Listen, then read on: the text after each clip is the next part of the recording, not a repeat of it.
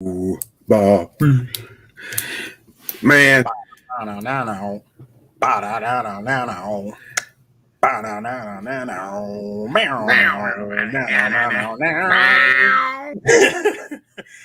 So D, this is where. I'm sorry. So this is I where. hate how white people took that sound, and yet the hook, nigga, cause I'm bad to the bone. That's, That shit. that's no. That's what I was just gonna say. So this is where that song came from. I'm not really sure. That I didn't know. Did it? Don't tell me that it premiered I on mean, this. listen, the very first time I heard that song "Bad to the Bone," like most of us was kids, we heard it in Terminator 2. I heard in Problem Child. Remember? It wasn't Problem Child, but you know I what? I forgot. saw I think Terminator. was the first one or the second one. I don't remember. Whatever. I saw it. Well, I first saw it in Terminator 2, and then I saw it in Problem Child Yeah, next. it was in I had Terminator. I had no idea it was in this movie up until the end. Like this, like Bad to the Bone. God, I mean, the shit was a banger because it was everywhere. But yeah. So anyway, y'all, welcome to and and I, another. and I hate to be that person, and I got to be that person. You know the hot part, Eris? Do you know the hot part of that song though? I broke 1,000 hearts. No, no, no, no, Oh, no, baby. no. Best part, Oh, bad. yeah. That's A just lot hot, of people. nigga. Okay, a lot That's of just people hot. like That's that. just hot. A lot of people like that. I'm like, yeah, that's cool. It's cool. I don't It's know. definitely. I think the reason why is because I like the beat of the song so much because that's that good old Cadillac Records. Dun, dun, dun, dun, dun, dun, dun, dun, dun, you know what I'm saying? So, so I just wanted to welcome everybody back to another episode of BAM. Um, Today we are talking about the 1983 John Carpenter film Christine, based on Stephen King's book of the same title. Yes, this is one of the few Stephen King movies. Well, movies that that were based off his books, where Stephen King goes, eh, that was all right. That was pretty all right. I'm not mad at this one. I'm not mad Yeah. at this one. Kubrick can go fuck himself. This one's not bad. Like that Yeah. kills me young, but So, I get it. so basically, the movie follows the changes in the lives of Arnie Cunningham. It's like his friends, his family, his teenage enemies. After Arnie buys a classic red and white 1958 Plymouth Fury that he names Christine, license plate number QCB 241, a car that seems to have a jealous, possessive personality and a mind of its own, which Mhm. has also had a bad influence on Arnie.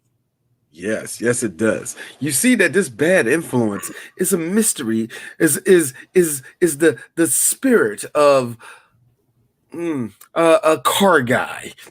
Car guy.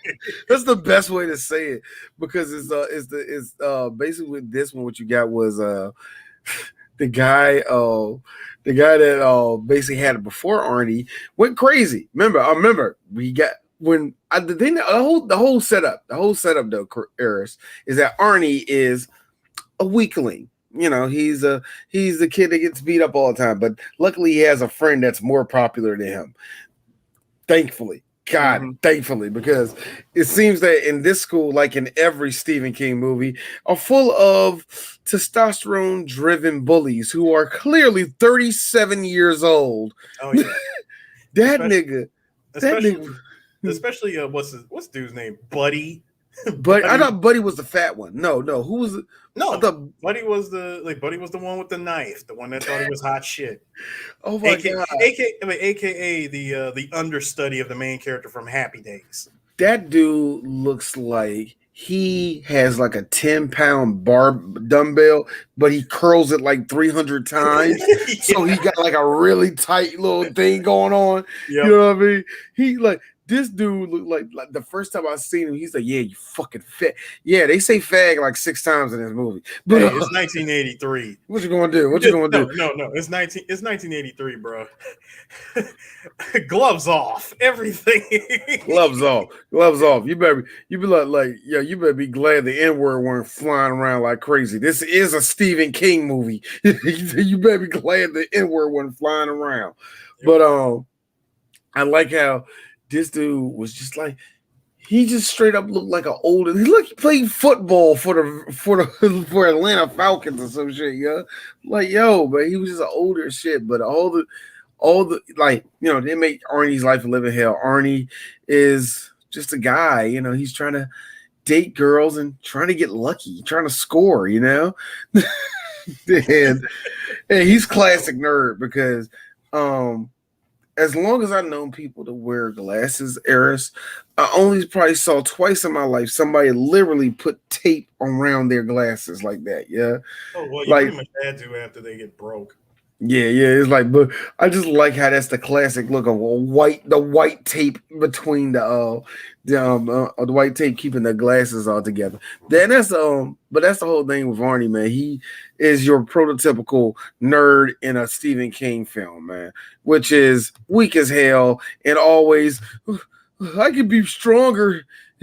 He always got that look on his face, man. But the guy who plays him is what was his name? His name is Keith Gordon. Yeah, Keith Gordon. I don't remember seeing him in too much anything else, man. Like I've seen him probably like in one other movie, maybe, but Well, technically he was at one point in time he was a filmmaker. He only produced he was a screenwriter, co-producer. His last film was the same detective in 2003. Yeah, so it's kind of funny seeing how actually. Let's take a harder stop. Oh wait, hold on. He was in another movie back in the 70s. Wait. Well, I'm about to see right here. No, I wanted you to guess, but fuck it. I would have never guessed it. 1978's Jaws 2. I would have never guessed Jaws. It's kind of funny. God damn it. I hate how Three Black Geeks always we flirt with the idea of we know Jaws and we want to talk about it. It never comes to fruition. No, see, it always goes back though, man. Yeah, it goes back to Jaws. Oh yeah, that's right. Damn, he was in an episode of Miami Vice, and he was in Back to School. That's the thing. And he was in Back to School. That was the thing. I knew he was like in like a comedy. I just didn't remember what it was. But like I said, and he was in an episode of Dexter. God, so I wouldn't remember. The last thing he did as an actor though was 2018. 2003 was his last time making, being a filmmaker. He's directed. That's the other thing. He's directed like a lot of TV shows. Mm-hmm. That's good. Like, see, I like that, man. He kept working. You know what I mean? I love seeing these guys, some of these actors who, you probably only see them in one or two things, and all of a sudden, they kept in Hollywood. They're writing. They're like in one case, it was one person became like an editor or some shit, and they edited like a whole bunch of movies. Like, yo, that motherfucker had a career. You know what I mean? Like, fuck acting, I'm better. But so it's kind of funny how you see like how that happens to some people. Like, and the thing I was trying to say hard to stop for was Eris. Who directed this movie? This movie was directed by your boy. Oh yeah, this movie was directed by the great himself, John Carpenter. And while we're here, hi, Mr. Gaddafi. I love you as always, brother. I see you in the comments. I just want to let you know that I see you, and I'm glad. I've told myself like, God, we early, man. Ain't nobody gonna be on, but Gaddafi gonna be on. But no, yeah, as far as John Carpenter, bro, Three Black Geeks, we did the thing, and we didn't do the original Halloween. We didn't do nothing else like that. So we're trying to start doing more John Carpenter. We did They Live though, and we did They Live. Yeah, we did. We did They Live, and we did Escape from New York. Yes, we did do. God, we did do 3. Yeah, I do. It was like I felt like we did more than we. Far, we've done 3 of Carpenter's best films. I would probably say those probably the best 3, maybe because I know some people. Because some people they stand by motherfucking Halloween. You know what I mean? The first Halloween movies. Well, everyone says that Carpenter was great up until hell. It's widely regarded that his last good movie was They Live. Yeah, maybe. It's widely regarded. A lot of people say that. A lot of people believe that the moment Carpenter stepped into the 1990s, it was a wrap. He hasn't had a hit as far as movie. Like his movies have not hit since They Live. No. Not even Escape, because even Escape from L.A. was terrible. Village of the Damned. He did that? Village of the Damned. You have little kids. You know what, Chris? I mean, not Chris, Eris. I think that's worth. I think it's worth revisiting that movie though. Village of the Damned was probably worth revisiting. What I remember, it was okay. He did direct that one. But I think even in that movie, it's kind of like saw what I said. Okay, it's just okay. It wasn't on the same.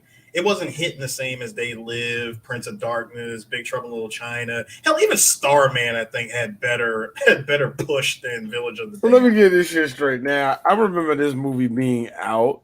I just never saw it. You mean to tell me I never seen it at all, which is Vampires, 1998 Vampires. Yep, that was another one that wasn't that great. Ah, man, starring James Woods. Wow. James Woods stars as Jack Crow, the leader of a team of vampire hunters. That should work, just saying that. But no. it should work.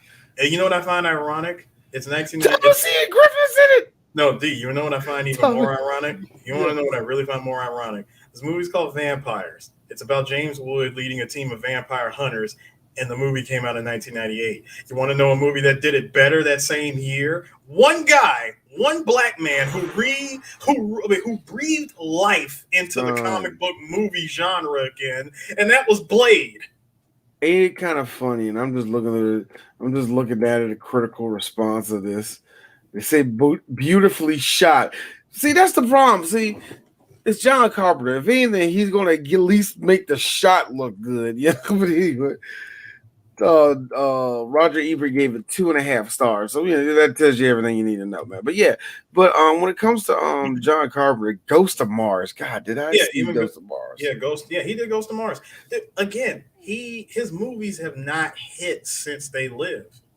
It feels like he had something to say back then. At least he felt like he was challenged, or at least that I want to say challenge. Like, I hate saying that somebody is like not challenged enough, or like, they don't feel like they're showing enough of their vision or whatever like that. I can imagine he had to fight a lot to get what he wanted out there. And it just seems like by the time we got to the 90s, the studio was like, okay, but do that because we fucking told you to. Right. You know what I'm saying? Like, no, we start this person. I don't want that person. Yeah. You want this movie, right, John? Right? Yeah. So you're going to do what we told you to do. But then we got another movie of his. I mean, and we'll get back to Christine in a moment. I just wanted to touch on something else since we're talking about Carpenter. With Carpenter, he had probably one of the. This came out. Yeah, the movie that came out 2 movies before Christine, and that's The Fog. The Fog, yeah. The Fog, which we're going to fucking do. We're going to cover eventually, but yes. Now, the interesting thing about that movie cut his budget. And when you watch the movie, you will say to yourself, damn, he was able to make, XYZ look good with the amount of budget cutting that took place. And and the thing is, he hates that movie. Is it because they cut his budget? Yeah, it was just because of the studio cutting the budget. He wasn't able to do what he really wanted to do with the movie, and that's why he hates it. Or it could be the fact that it stars his ex-wife. Nope, that had nothing to do with it. He really said, because he said it back then that he hated this movie when it came out. And I remember they did the remake of it. I remember the remake now. I remember saying that I liked the remake. No, I didn't. I was thinking of another movie that was actually pretty decent, which was The Mist. I wasn't The Fog at all. Mm-hmm. It had nothing to do with The Fog. So The Fog was a different movie. So, so in this one, 1.1. Now think about it. You said they cut his budget, bro. Yeah, they cut his budget. They only gave him 1.1. Mm-hmm. So imagine you will give that nigga $3 million in 1970, what 1970? No, 19 well, It was 79 for let's just say 79 for instance. You know what I mean? yeah, But still, 79 when they were probably working on the movie. Uh-huh. but yo, man, but still, the fact that it brought in so much, man, and really actually established Jamie. I know it actually really did more for Jamie Lee Curtis. You know what I mean? Just like keeping her face out there during the time, man. And then eventually we got to see her ass and titties. Eventually. Eventually, gotta wait, guys, gotta wait. Which I really Gotta, hate. gotta wait for that fruit to be just ripe. Just right, just right. It's going to have a couple spots on it. If you can deal with that, I think you'll be fine. Couple of age spots, you know what I mean? And you just say it's distinct. It's distinct. That's what it really is. But Yeah, but but with you know who surprised me in this. Now we already talked about Arnie. We talked about his best friend, not his best friend in the movie. Yeah, we was yeah, his best friend in the movie being here we fucked go. up. No, I fucked up because I had to dig up here. I was stuck on I was stuck on the fall, man. That was actually Dennis. Yeah, Dennis. Yeah, Dennis, played by John Stockwell. If anybody knows John Stockwell, here's a bit of trivia for you. He ain't doing so well nowadays, but that's terrible. No, John kept working. Let's put it right there. John kept working. He did a little bit of directing himself and all the rest of that. I actually think writing was it writing or directing? No, directing. He did both actually. So he's been directing for a good minute now. And did he do anything that we know? No. So so there you go. I think Blue Crush. Did I see Blue Crush? I seen Blue Crush, but why would I see Blue Crush? Wait a minute, he was Oh, dude, he was in Top Gun. He was Cougar. oh my God! He directed this. Blue Crush was a sports film. Was a sports film that starred Kate Bosworth, Michelle Rodriguez. It tells the story of three friends with one passion, living their ultimate dream, surfing in Hawaii's famous North Shore. Oh my God. I Catch the remember that waves, movie. man. I remember that movie. Oh man. Turistas. He did Turistas. Wow, Mr. Stockwell. You're a terrible. Who holds the camera for you? Who Oh holds the no. camera for you? Wait. No. Whatever. No. You did the L word. Well, no, D. He did the L word. I got two movies that he directed. I didn't know he directed these because I wasn't paying attention, but damn it, this surprised me. So he directed the SEAL Team 6 movie in 2012, Yes, he and did. and he directed Kickboxer Vengeance in 2016. Kickboxer. Wait a minute. So that Yes, new one. yes, the new one with Van Damme. I'm seeing some of these. I Van remember Damme, Arm Batista. Response. Arm Response is the Wesley Snipes joint. Yes, it is. Okay, Eris.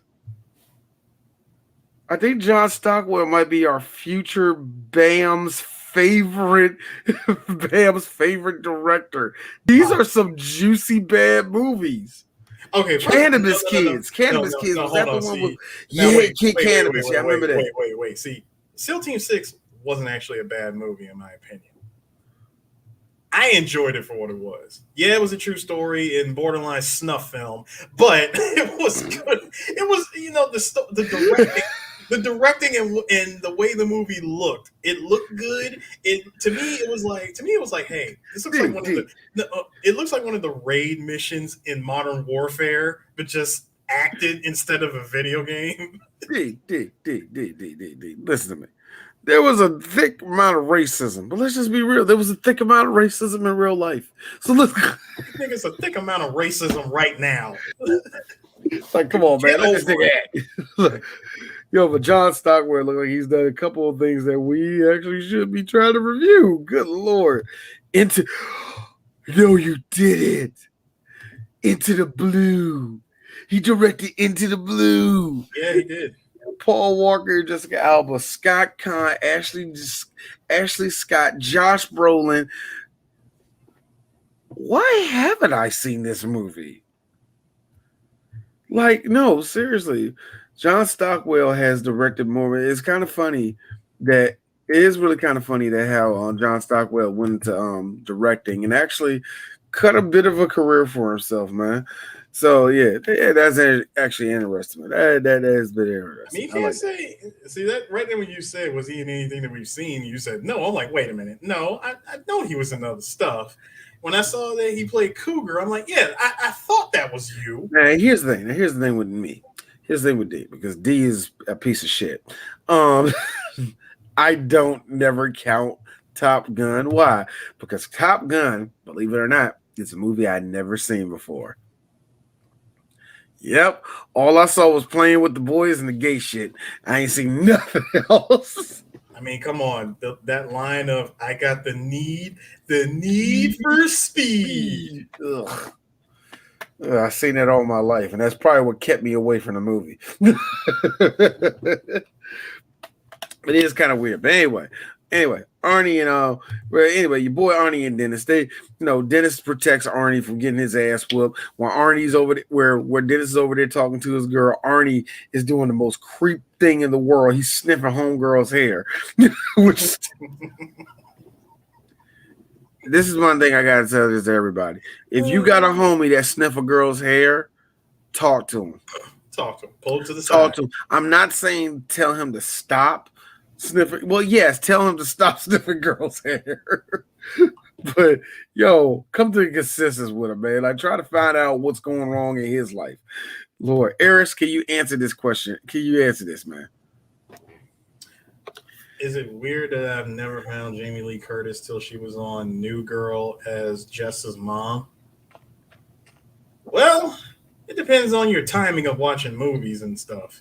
Yeah, it really does. It really does. Because the interesting thing about Jamie Lee Curtis is she was in a lot of movies more movies and TV shows. She was in so many movies that you wouldn't even know. Like, wait, which one was she in again? Which one was the first one? Wait, how old was she in this one? She just pops up in movies.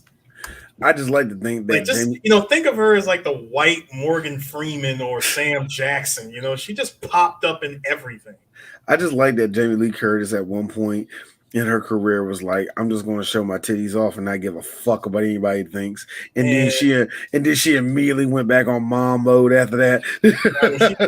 She did that. I remember when she did that in Trading Places. When she did that in Trading Places and showed off the girls, I was like, the girls. I was like, very nice. Very, very, very nice, Miss Curtis. Very nice. Very nice. And then she went into I would say hot new mom mode in True Lies with the striptease.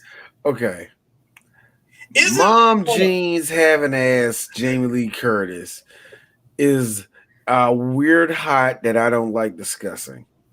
I don't like discussing 50 like Jamie Lee at 44 to like 56. I don't like discussing that. But D, let me ask you. Mm-hmm. Because eventually we're gonna, if we ever talk about that scene in True Lies, let's go ahead and talk about this scene now. Were you like everybody else, where you saw her and you said, "Go ahead, Jamie. Go ahead." Little boy, of course I was watching. It's a striptease. And Arnold's just there. No. I mean, I'm talking about you look at it now. I'm looking at it now. I see that scene now. I'd be like, I'm not going to stop her. Exactly. That should have been my question. Looking at that scene now, are you going to stop her? I'm just like, Eris, you want me to be full? I'll be full. I like looking at it now though. Look, I will say this. I'm not that Fish Called Wanda. Yes, Gaddafi. That is another one. That's the first movie you saw her in was A Fish Called Wanda. Like like for me, in that scene that I ain't saying that she wasn't hot. No, I wasn't saying that. It's just that it was okay. It was okay. It's just weird that when I saw her cosplay Cammy, it's like, how are you hotter? That makes no sense. Like, look, Who was she cosplaying? When she came out recently, and Ipsy and Nipsey was out, and I was like, "Yo, Jamie, why you shitting on all these old hoes?" Like Mhm. I give Jamie Lee Curtis that she is aged very well. While I can say a lot of actresses her age, some of them, like, I would give a lot of actors of her age, at least this crop, they're not aging so rapidly because Hollywood is not hard on them like it used to be. The But Hollywood machine. yeah, the Hollywood machine don't chew up girls like they usually do. At least not they like they used to. It's a different type of chewing up. It's the mental chew up. Anyway, but it's kind of funny when you see her. It's like Jamie kept up. She like she know what she, you know what it is. She know what she look like. She know what she doing. It's one of them things where like she know how she look. She know she bending over. Oh, she know what she doing. Them little ass shorts on. She know we be looking. She know we be looking. Golly, yeah. But I like how Ernie and Dennis they're like walking home back from school, and Ernie sees a beat up ass car. Oh no! They were driving. Oh, they were And driving. Yes, yeah, they were driving, not walking. remember they I'm were sorry. driving. They were driving home after. Man, something's got to be done about that buddy guy. You know, Yeah, I it's messed up. punch him in his face and call him a bitch. Now, It's consider that that. type of shit. It's that type of shit. Now let's think about something here. See, it's the late summer of September 1978 in this movie, and when they're not talking about what to do with Buddy, they are talking about jerking off. Because apparently you can have an open conversation about that back in the late 70s. I thought masturbation was a different thing back then. Like you knew niggas did it, but your business, man. I think it all was like that. You know what I mean? I don't know what the conversation was, but conversations were back then. Like it's gonna freak me out to hear like my son's generation talking about whacking off, but I'm gonna be a little bit like I get it. Back Right. then, oh shit, I'm hitting my computer. But You pulled the CJ, but I know, man. So back in the day, what I used to do, what, like you scratch yourself. Anyway, stop it. yo, I know I straight ahead because it's the way it's anyway. But I always think to myself, like back in the day, how do you start that conversation? Yeah, man. So You either start the conversation either by I like how they pointing. had that big ass. Also, there was the big ass steering wheel where it's like this far apart and shit. Yeah, Like, yeah, man. Are you driving a truck? Nah, man. It's just a Dodge. he was driving that old ass good Dodge too. That was a Dodge? That was a Charger, right? That was the Charger. That was a Charger. Yeah, yeah, yeah. So, which was like this is like we had some old classic Detroit cars in this motherfucker. But Just looking at that movie, I'm like, good lord, this is like the whole movie. $10 million budget, half of that went straight to freaking Detroit steel. you are not lying. That's pure Detroit steel, nigga. It's funny. It's funny. Real quick. You and I are a bit of car guys. Um, I know you and I are kind of like we don't fuck with Detroit like that. But that being said, I made everybody laugh because I told this to my other car group, Eris. I told everybody like you probably like, oh, I like German cars because Eris, you're a German dude. You're a German car dude. Like me, I still like JDM. I love Japanese cars. I become more, but hold on, see, to be fair, I become more of a JDM guy since my time across the Of pond. course, I was, of course, And I like the older German cars as opposed to Ah, really? So you like more of the '90s and the '80s with them? more so the Wow, 90s wow. and early 2000 German cars. But it's so funny. It's so funny. Like you can like whatever you want, and I know like and even with the people like it's always people that like I want to say shit on American cars, but you don't talk about domestic cars. You just don't talk about it, right? You talk all that shit. You got a Cadillac you want. Everybody, yep. I know what Cadillac I want. Everybody, like, say what you will. To me, that is something that should stand out for Cadillac. Yeah, you know what Cadillac you want, nigga. I know Like, another one. you Another like, one like the that, guy at the Cadillac did. Yeah, come here, walk with me, talk to me. I I know the get one you. that I want. The one that I want is one that I don't even think they even make anymore. In fact, I think they stopped making it years ago, and that was the XLR. The XLR, I think they did. I don't. They did. I That think was the this. convertible. Yeah. They stopped making that one, man. They don't make the convertible now of the CTS, but that engine in the new CTS, nigga. Woo! I'm Hold sorry. What? That's legal? Yes, I Hold want up. it. I like that. Hold up. Someone actually asked the question. Are you talking about the 1983 Christine film? Yes. As you can see behind us, the background I picture is of the car. I don't know if I Christine. can make us little or something like this, like so you can see like Christine in the background. No, see that don't help. That's terrible, dude. Put it back. Yeah. Oh shit. Yeah. Fucking. Oh, damn. I thought it was gonna do like a see. I got, but it's Christine. But yeah, but whatever, man. But I left like all this movie's full of Detroit cars, and I have a bit of a soft spot for the older model cars, just because it's a classic look. You know what I mean? And when he drive past drive past the old car. Arnie's like, stop, look at it.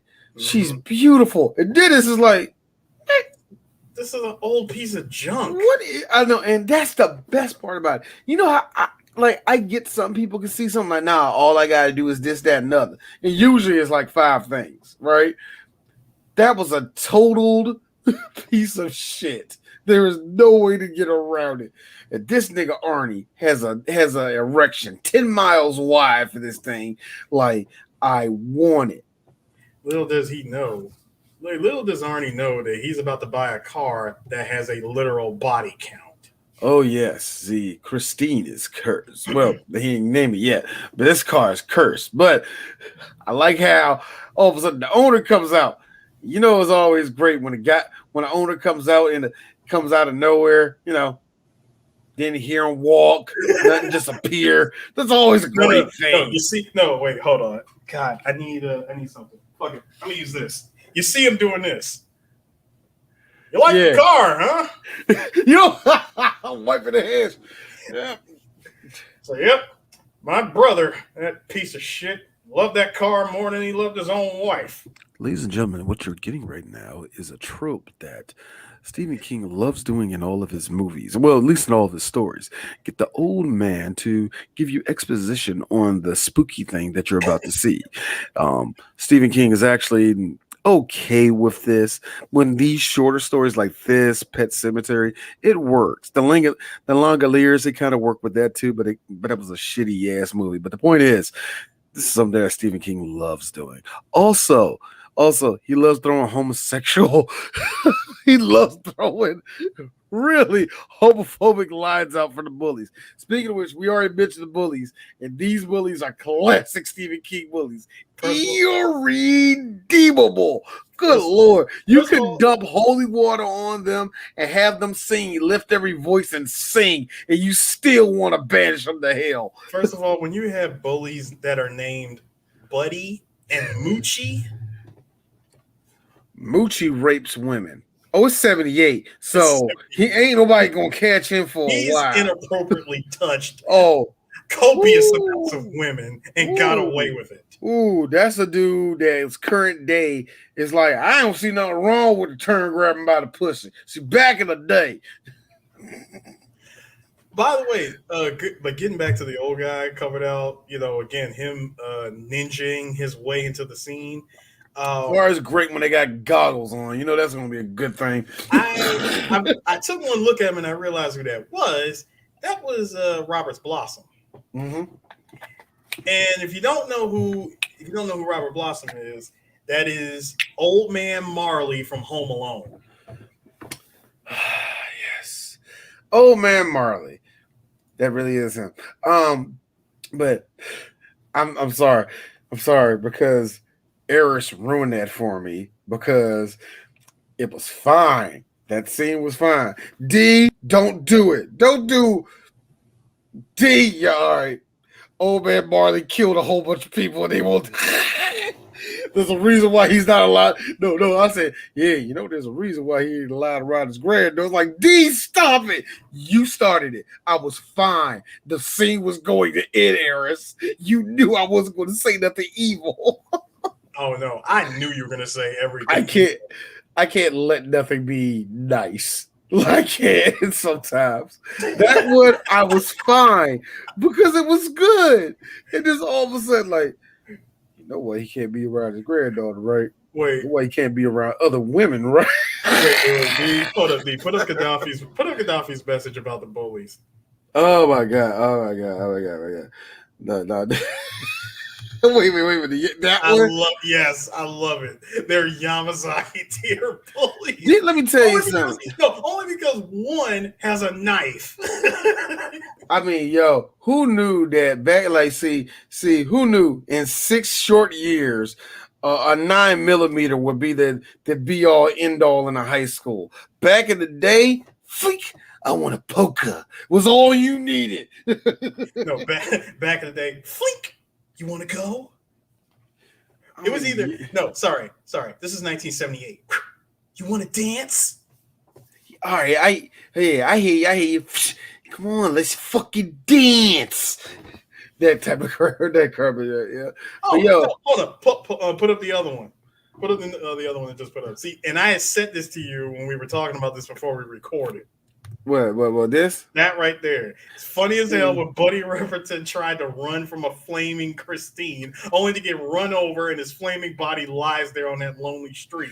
I want, bro, the fact, when you see a flaming Plymouth chasing you. You tried to outrun him. The best Why part, would you try to outrun a car on a straightaway? Oh my God! Since we're talking about that, the whole point is this: he gives her the car. He gives her the now when your boy gives her the car, how much did he want for it? How much he tried? First of all, he tried to negotiate $300 to like $250 for it, and he flat out gave him like $300 for it. I was like, yeah, Arnie, you are not the best negotiator in this situation. $300. Okay, Eric, you want to know something interesting? In 1978, by the way. You want to know something interesting? Nowadays, if you told me all right, it doesn't have to be that same Plymouth, all right? But let's just go. Actually, go with my car. My car is a Caravan, right? Imagine that thing had like it was just as beat up as that, and you said how much you want? 300. All right, yeah, bet. Yeah, you still got the chassis and everything. Yeah, there, yeah, 300. I give you 3 for that. Give me 3 for all of that. Yeah, nowadays, yeah. So I'm thinking like, why 300 back then? 300 back then is like almost that's close to a G or over a G now. Why would you? Only because why? Only because dude wanted to get rid of it. Okay, when you want to get rid of shit, Eris, and you know this, why did Arnie not give this nigga $75? Is what I'm trying to say. See, here's the problem. Arnie is willing to put up the money because, as you've seen from the movie, he clearly comes from a upper middle class family. What was I looking at? American Dad, and Klaus is like, I was at Lindsay Lohan's bar and I waited on a chicken Caesar wrap for 2 hours and it never showed up. I paid him another $40. That's just me. I like to splash. And that's what it sounds like to be like, wait a minute. So why did you do that? Arnie's home life is typical 1950s. I got a son for a nerd. I got a nerd for his son. God damn it. Son, Arnie, I got a question. When was the last time you slept with a woman? No, not one of these high school chicks. I mean a real woman. So that's your problem, son. You know what I also loved about them about his dad in the movie? His dad, let's be real here. I took one look at his dad in the movie and I said, are you Robert Darnell, are you you wouldn't happen to be Bernie Lomax years from now, would you? You was concerned about that. Here's me. You're not backhanding your wife, are you? I mean, because didn't he look like he could play? He could pull that off. He do look like Bernie Lomax. Yeah, that's a good question. God, wait a minute. I'm looking at rough tracks and it happened. I forgot what movie it was. And the dude was like, look, you know how like an actor would look off in the distance? When he did that, you heard Mike go, "Am I Bernie Lomax?" And when he said that, I couldn't stop laughing because the mustache and everything. I died. Seriously. So he buys the car, which, by the way, all right, I'm about to go into anime weebness real quick. Oh boy. This, just from this story alone, the story of a guy buying a car, it's quote unquote possessed by a demon or whatever. We have seen this in how many stories? One in particular is actually inspired an anime/manga series called Wangan Midnight. Really? Mm-hmm. Really? This movie inspired Wangan Midnight. To have a car that's pretty much like the devil car. Yeah, the devil car. The Devil Z. I mean, wow. Yeah. You know, Eris, I keep on asking, from what reaches of the crack of your ass do you find these fucking trivias? That's the truth. Like, yo, that lines up. You know what I'm saying? That makes sense. I mean, there was like a bunch of stuff. There was this one. God, what was it? Actually, you can also see it in the Love Bug. Now, that was in 1968, but it was an earlier movie, more or less about a car that has a mind of its own. Then there was Little Bastard. James Dean's car was claimed to be cursed in that movie. The Wraith in '86 was about a mystery car and driver challenging a car racing in a small town in Arizona. It's always like a demon car or something possessed or something. Yeah, but like the most direct inspiration was definitely Wangan Midnight. I thought you were gonna say Speed Buggy. Zoom zoom. No, see, in order for that to happen, no. People. I would only say that if the car talked. If Christine talked, that's different. Oh my God, man! Just be saying car puns all the time. Don't get my gears going. Gave me the wrong motor oil. Oh man, the carburetor's clogged up again. I never did get that with Speed Buggy. I was like, Speed Buggy always sounded like he was about to break down at any minute. Yo, man, this nigga got a serious ass weed cough, and that's the thing that really killed me about it, man. I'm like, hey, yo, Speed, bro, you need to have a doctor to take a look. Man, you gotta do something right there, boy, because that cough ain't right, bro. But no, going back to Christine. So when he gets the car, what I thought was interesting was he took the car home to his parents, and he tells his parents he got the car. Ooh, by the way, obvious disagreement. And don't you love that awkward, I'm at my friend's house watching my friend get cussed out by his parents? I mean, just slow, like. And the only thing that you could do is just stand there in the corner and just sip a glass of milk. And then it gets me is that it's not even a usual day. It's like why won't you do this? Because I want to be for myself, man. And then what makes it worse is his mom his mom is just yelling him out, chewing him out, and I'm sitting there. In my mind, I'm like the best friend. I'm just sitting there, just sipping my freaking milk. I'm just trying to stay quiet. I'm staying out of the conversation, staying out of the picture. I ain't gonna say nothing. I ain't gonna do nothing. Mom turns around, and why didn't you try to stop him, from getting this thing? Hey, look, I tried. I told him not to do it. I told him don't don't put your money into that. You obviously didn't try hard enough. Like, all right, ma'am. I'm like, okay. I'm gonna go ahead and check it out. I'm gonna go ahead and take this time out to just go home. I need to go home. Yeah, I think that would be a good idea if you did. I'm like, hey, don't get mad at me because your son bought a car that I It's clearly your told him son. not to do. But here's the thing, That is your child. and that's the thing to get me. It's like, I'm on my like, wait, whoa, Mrs. Cunningham, don't yell at me. That's your dumbass son that said I'm gonna put 300 down on a junk car. 300 down in 1978 on a junk car. That would be the equivalent of today. Like today's equivalent of that would be the guys who will put down $2,000 on a 1993 NA Miata that has been thrashed and back. I'll bring it down for you even further. Imagine if you will, imagine if you will, there is a Hyundai Elantra. Oh, Hyundai Elantra. Imagine it's a busted ass, beat up Hyundai Elantra.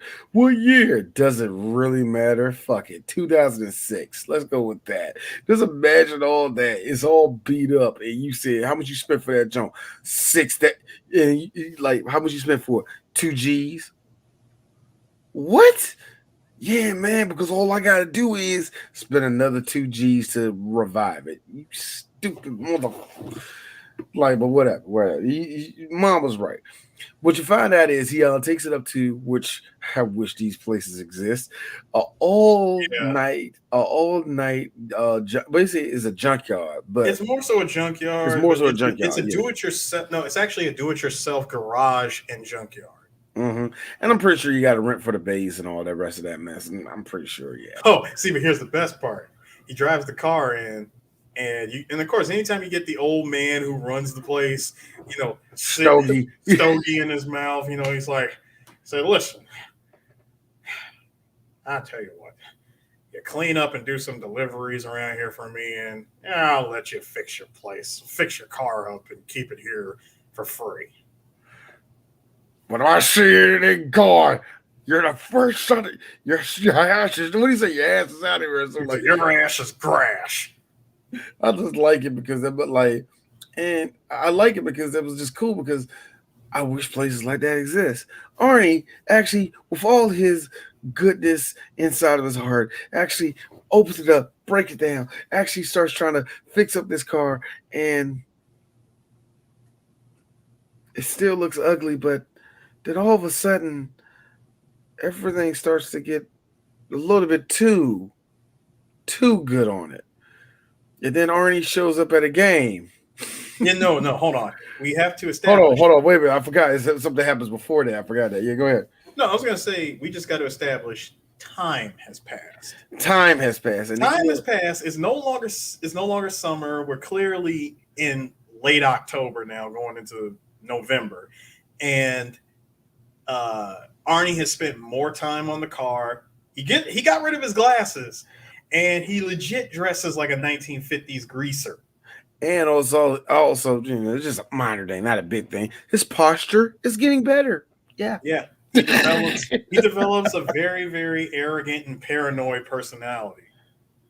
Yes, and I like it because Dennis goes back to the dude that sold him the car, and Dennis is like, "Yo, man, so the car you gave my nigga, so like, why does it do anything strange?" And he's like, "Yeah, well, brother died in it." He's like, "Why did he die?" Yeah, my piece of shit brother. He actually committed suicide in the car.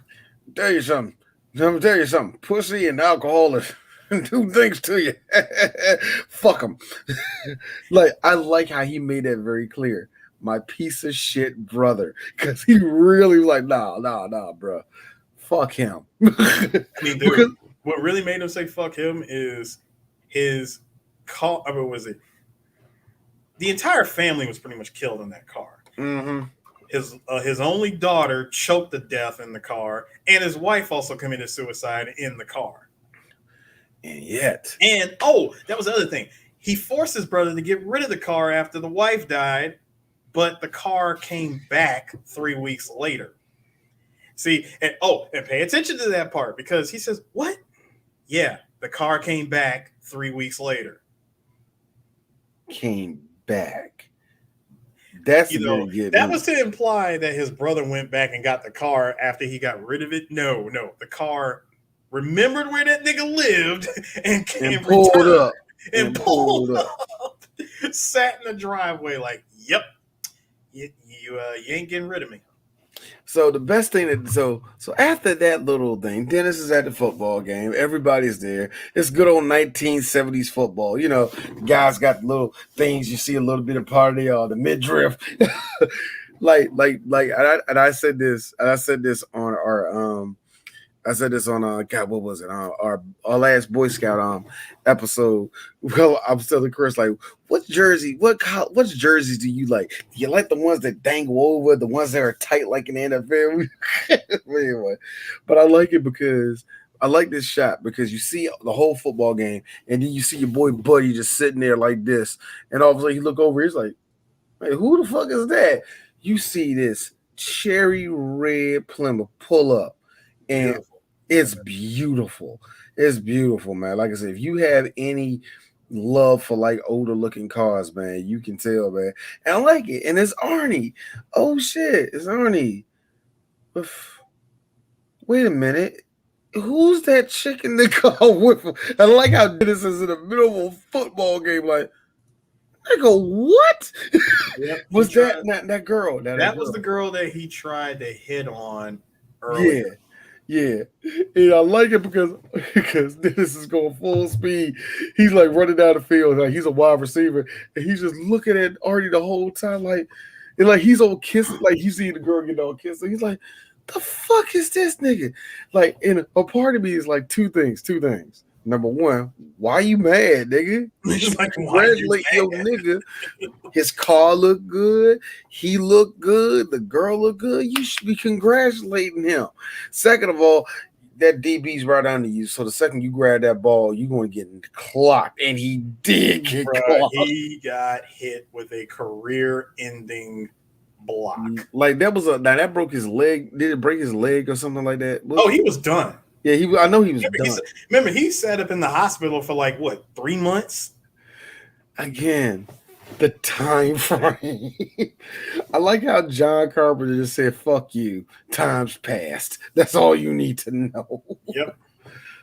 Yeah, man. But it's kind of funny. You see these shots throughout the movie where you see these big panning shots, and it's just funny.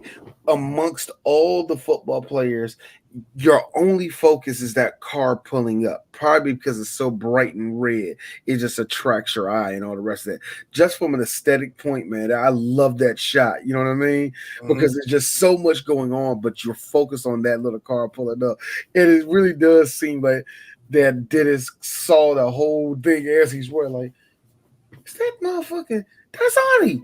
When the fuck does nigga get that car? He's running. Remember, he's running towards them. Yeah, so he's like, "What the fuck did they get go?" I know he glanced up to know if the ball's coming his way, but still, you know what I mean? Like, yo. And Arnie, I love how Arnie just sees his nigga at the motherfucking hospital. This is like, damn, bro. He gave that look. He really gave that look like, damn, homie. In high school, you was the man. You like this, so damn, dog. So what you're trying to tell me is that Alabama ain't looking at you no more to be a wide receiver. Like, so Alabama ain't looking at you to be a wide receiver no more, huh? So the scholarships is drying up, is what you're trying to tell me. No, wait, D, I got you. Damn, so you really ain't gonna be a wide receiver for the Buccaneers, huh? Yeah, no, wait, hold up. You ain't gonna be a wide receiver for the Buccaneers. That's tough. That's tough, man. It's gonna be a rough season for them, man. You know, you gotta do that rehab, and Godspeed on that, by the way. And the real part that's sad is he tells him, you know what's funny? Our school hasn't won a single game since you got hurt. Yeah, man. So you know what that means. You a star, man. Yeah, you always a star. But you get good, my nigga. You know, I'm gonna go out here and I'm try to fuck your girlfriend, by the way. But you do good. Yeah, my man tells him, so you and Lee Cabot, huh? How the hell did that happen? Hey man, one day she just came around and seen the light. Speaking of light errors, Like, I see you got the car fixed up. Yeah, it's a little ingenuity and elbow grease and hard work What do you does say? wonders. What do you say? Elbow grease, something like this. What are you painting with? Exactly. What are you painting with? My What part of the car are you painting? exactly because that like I was like, you know what, in that whole busted ass junkyard, not one time did I see any a regular spray can, nothing. Yo, man, that's a professional grade. That's progressive work, professional grade right there, dog. Anyway, but yeah, so the dude to get me is like, all right, next scene, next scene. He is like, it's the drive through. You know what's going on there. It's Mhm. raining. It's It's raining. raining. Him and the girl, they in there, and It's this hot nigga, and heavy. it's hot and heavy. You know, he's kissing her, kissing her. She ain't feeling none of it because this nigga probably kissed like a proud boy. You know, forcing tongue. No, the French kisses and Proud Boy. You know what I mean? Like forcing tongue, like biting, but not like the sexy biting. Just Mhm. what? Ow, nigga, stop, stop, stop, stop. But no, the real truth, no, it has nothing to do with him. She tells her straight up, "I hate your car. I gotta be real with you, baby. I This really think that your car is jealous of me." it like and now two things. Bitch, this is Detroit magnificence that you're sitting in. Little bit of respect. Number two, hey, she can't get wet in the car, man. You need to stop. No, but no, hold on. Yo, imagine if you were Harris, and if that's your main flexing tool, and she's like, "Ugh, this car though, man, this is what's throwing it off." But here's something I will point out. The car hears this, obviously. And Obvious, thank you. Obviously, it hears it. what does the car do to set? I swear, the setup game from Christine is amazing. First of all, Christine will say, "Oh, the windshield wipers that I was using so you could watch the movie, hold this broken." So, like, she stops the windshield wipers from working, which causes Arnie to get out of the car to Yeah, try to to attempt to fix it. Now, what he doesn't realize is that the moment he got out of the car, he locks Chris. I mean, the car locks itself with Christine and I'm sorry, Christine locks the car with Lee inside of it, and Lee begins to choke after seeing a white light from within the car. that's why I want to know where was that light coming from, man. That's And I was gonna say, well, D, the middle console, like there is no no, middle no. console It with that. wasn't That's a coming from the whole middle. long ass Lee, seat. listen. We're gonna go ahead and just sum this up very, very simply. That light came from the same place that Marcellus Wallace's soul light came from when you open up the briefcase.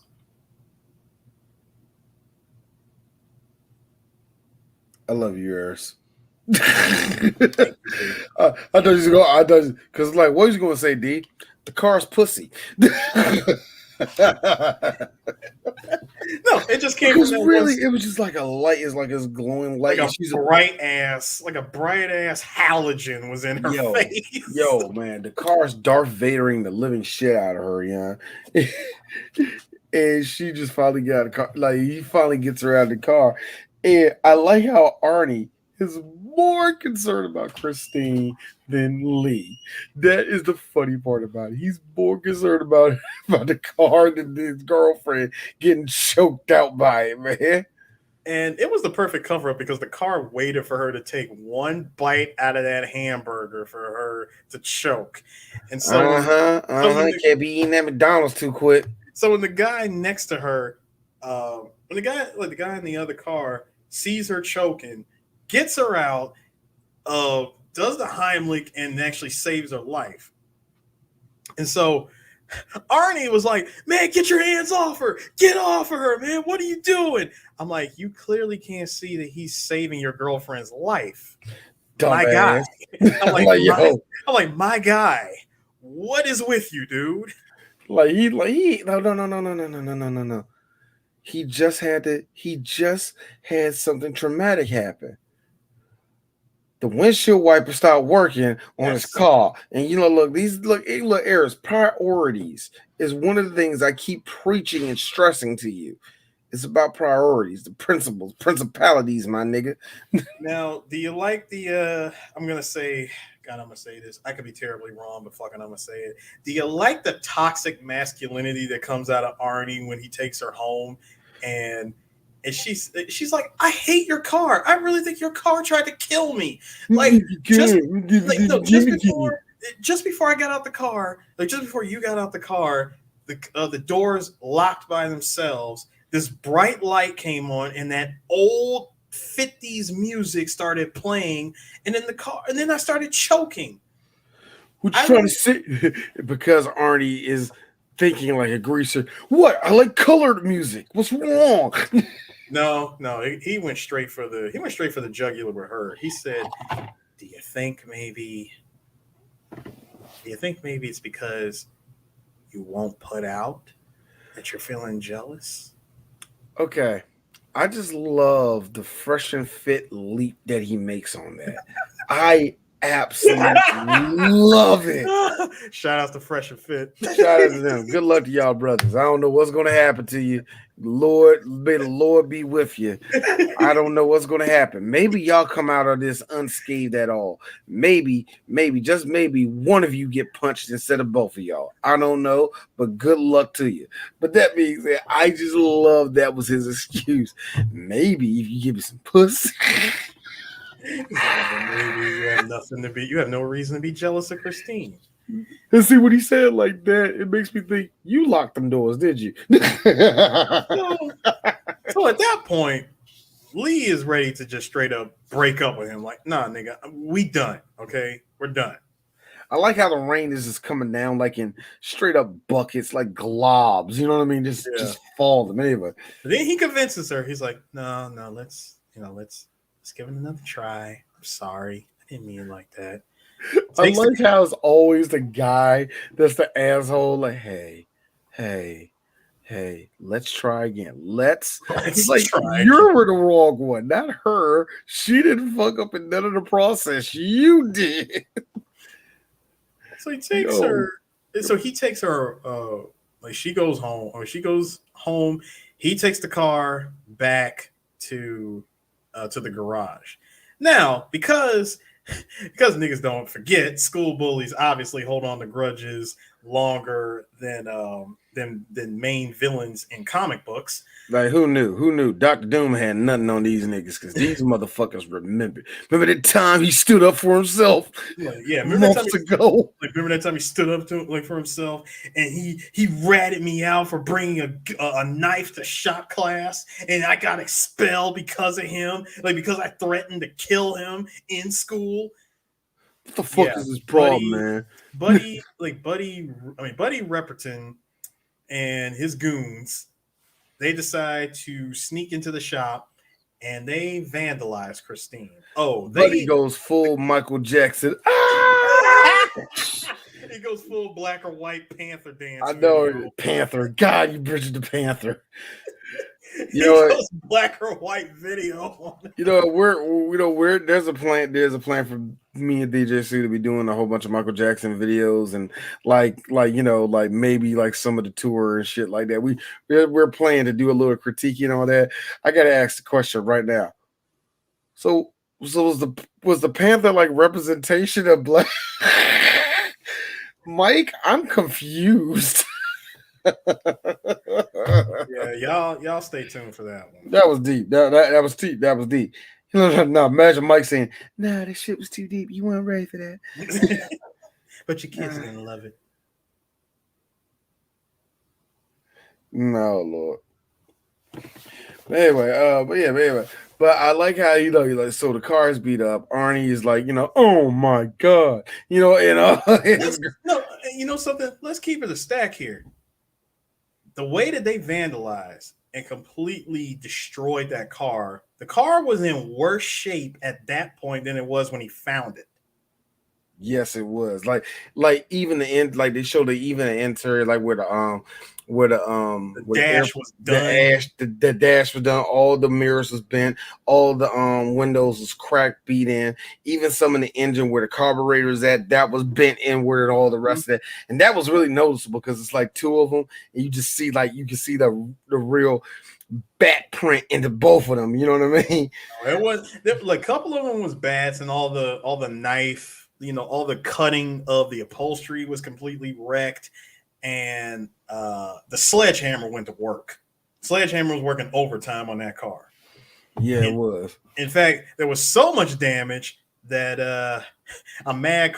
I'm mad there was no money in the budget for us to show the fake shit that was taken in the. I wanted, yes, I wanted yes, to see something. I wanted to see like a little coil, just something. A coil. No one could have. It could have been a dog, dude. I don't care. Listen. No one could have ran to a Wiggly Pig, like a freaking Piggly Wiggly or a Kmart in the early 80s and went to the the freaking toy section and just found like the fake dog dude and just put it in the car. 983. Remember, we ain't do nasty human like that. At least not like that. They wouldn't know like it was Spencer's gift around the corner or anything like that. That's why I said Piggly Wiggly or a Kmart. Just anything with a toy section. Best part, Arnie sitting. Damn, did it again.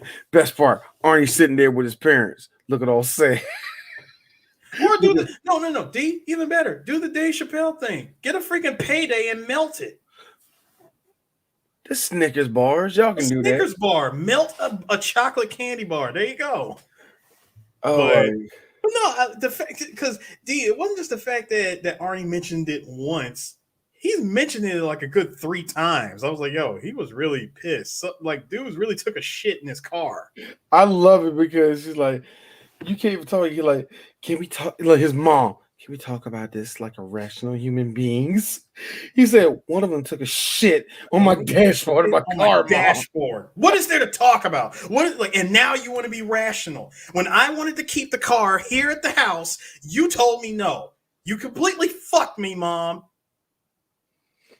I just like how the dad is like, he knew, like the dad though he kind of fucked up, like, all right, let's check it. All right, check it, Ace. I buy you a new car, man. It's my fault. I get you a new car. Fuck your car, Dad.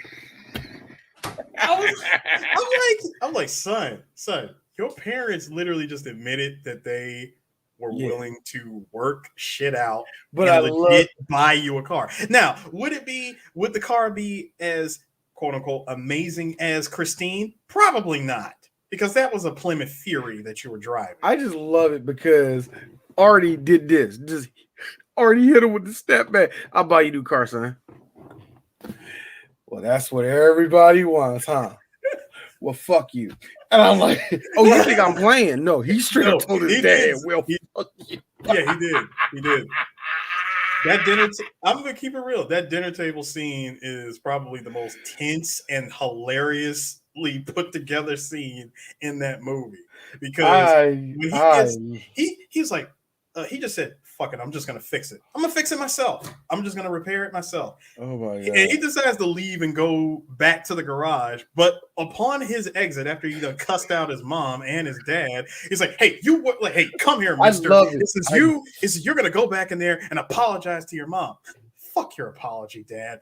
Dude, did you like the way he yoked up his own dad? My man CQC and yoked up his dad he's like, take your fucking hands off me, Dad. No. He didn't say hands. Let's keep it to his lingo, and it's great lingo. Keep your mitts off me. Your mitts. No, wait. I'm sorry. Keep your mitts off me, you shitter. And I like how his dad legit got him, yoked him. This nigga just said, ploop. Let me tell you something, son. Let me tell you something, Dad. I'm the man of the house. When I get home, all in the family better be on. Actually, I don't think all the family was out at the time. It was 78. It had to be. Was it? Had to be. All in the family wasn't 80. No. Whatever. No, wait, hold on. Was this on the air at the time? When I get home, when I get home, MASH better be on. Yeah, MASH better be on, Pop. So what we get is probably now, despite the dinner scene being just Come on, man. Anyway, but despite that scene being what it was, the best scene in the movie to me happens next, which is This is just when John. simply, No, this is when the movie goes full John Carpenter mode. yeah. This is when John Carpenter's like, all right, guys, we gotta do the we gotta do these reverse effects and all the rest of that. So let's do this one scene like this, and then we gotta edit this scene like a motherfucker. Like, now, how did they do this, man? Did they literally like crush it, or because it really looked like one of to the best way to describe it to everybody is that imagine a balloon if it's like crushed up and somebody literally Okay. blowing air into it. So That's so what it here's looks like. okay. So here's how it went. I got the information. So originally, Carpenter had not planned to film the car's regeneration scenes, Mm-hmm. but gave the special effects supervisor Roy 3 weeks to devise a way for the car to rebuild itself. So the team made rubber molds, like from one of the cars, including the whole front end. So the whole thing was made out of rubber. Rubber. And one of the cars was stripped of its engine to accommodate internally mounted hydraulics that pulled the framework inward, crumpling the car with the Yeah. one shot, and then they just ran it backwards in the final film. Yep. And rubber is sturdy enough and hard enough for you to get a pop out like that too. Wow. In fact, Holy because shit, man. That's you know nice. how many, dude, you know how many of these cars they had to destroy and use in the film? I was going to ask, man. That was a good question I'm going to ask because it had to be at least about a good 10, maybe let's 23. say 20, 23. 23 cars. 23 cars was used in this movie, and only, from my understanding, out of the one few that survived and rescued from the junkyard after they were done with it was pulled from a junkyard and completely restored by a collector named Bill Gibson in Pensacola, Florida. Mm-hmm. And then and it was a one of the now of the 23. We're talking about the Fury, right? We're talking about Yeah, the Fury, they right? had 23 Furies. 23 of them. 23 of those. Think about it. You had to have 23 of those in 1983. Mhm. That. I'm not saying that you can't find it, man, but that just sounds like that's a little bit difficult. You know what I mean? Yeah, And you have to restore all them too. and like I said, there's like about two of them. Two of the remaining models of Christine that was used in the movie are floating around somewhere in America right now. That's cool as fuck, man. It's almost like the original DeLorean. Yep. So, and there's something else too that was interesting. Uh, Considering that they had to put 23 of those cars into the movie, the total production for the 58 Plymouth Fury was only 5,300. They only made 5,300 of those cars. Yeah, I'm gonna say like they only made like a limited amount of them. Yep. And trying to find where they were was extremely difficult and expensive to buy in '83. And that's the thing that gets me. Like a lot of that, like a good million had to go, good 2 million had to go to that journey alone to get all that done to you like that, man. It had to, man. Think about it. Think about it.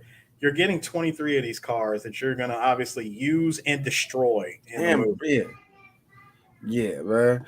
80s was different. And only two of them only two of them were able to get pulled from a junkyard and be rescued and completely restored. And, you know, you would think there would be more, but then again, you would think there were. Only reason I say you would think there would be more is because this is a cult movie. But then again, it's a cult movie. like, Yeah. like you're probably like, if you do see it, it ain't going to be the original one. It ain't going to be the original one. I wanted to point out something else too before we go deeper into this movie. So when I look back at that scene, the makeout scene in the car at the drive-in movie theater between Arnie and Lee. Mm-hmm. Now, the actors that we got in this movie is one thing. Before this movie was getting made, could you imagine seeing this scene being shot with Scott Baio and Brooke Shields instead? First off, Scott Baio was going to play Arnie. Scott Baio was going to play Arnie. Ew, that probably would have been all right though. And the reason why Brooke Shields, he would have been all right. Brooke Shields had to be like 16. No. But guess what? Columbia Pictures wanted Brooke Shields because she did that movie, The Blue Lagoon. She had to be like 16. Think about that old ass Scott Bale making out with her. I know But Scott was like 26 at the time, but still, man. Like, oh, yo, man. and guess who else auditioned for this movie? Michael J. Fox? No, Oh. Kevin Wow. Bacon. I'm glad he wasn't in this movie. No, Kevin Bacon was I'm actually glad Kevin Bacon wasn't in this movie. Kevin Bacon auditioned for the movie, but he opted for, I don't know, some movie that made him the biggest star in the world at that time called Footloose. Yeah, I never heard that movie. I ain't never heard that movie. Because what I heard, it was Tremors that made him a star. I see what you did there. That's oh Lord, fuck, man! Hollow Man is still one of my favorite podcasts we ever did. I still believe that Hollow Man is a movie that Kevin Bacon secretly loves. Like Hollow Man is his Congo. Yes, it is. Much like how Ernie Hudson said that out of all the movies that he's done, his favorite movie that he ever acted in was Congo. Congo, just because you can cut loose and do whatever you want to, man. You know what I'm saying? I'm pretty sure that's what Kevin Bacon has showed up drunk. Come on, we're having a good time, guys. Come on. You know when somebody. All right, good example. When I like you can tell when I'm a little bit too high and I'm a little bit too goofy, I go this. Oh, come on, man. It's a joke, bro. Yeah. Come on. Why is y'all partying? Like, I'm over here. Y'all need to be. It's one of those things. So with the car, so when he sees the car being completely destroyed, Arnie looks back at the car and he just says, okay, show me.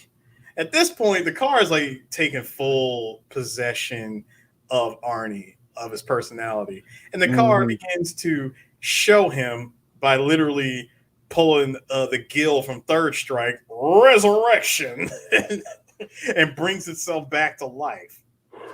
Yes, Arnie, as you see, I am back. Detroit Steel at your foot. Detroit. You're like this. Detroit Steel, is that true? Actually, it's part Pittsburgh Steel too, though. That's not the point. The point is that I'm back and that we're going to kill everyone. And wait a minute. I got a new body, and I ain't told nobody my little secret yet. Eris, I swear to God. You know I actually seen how I actually used to, wait a minute. I remember that. Like, I ain't got no body.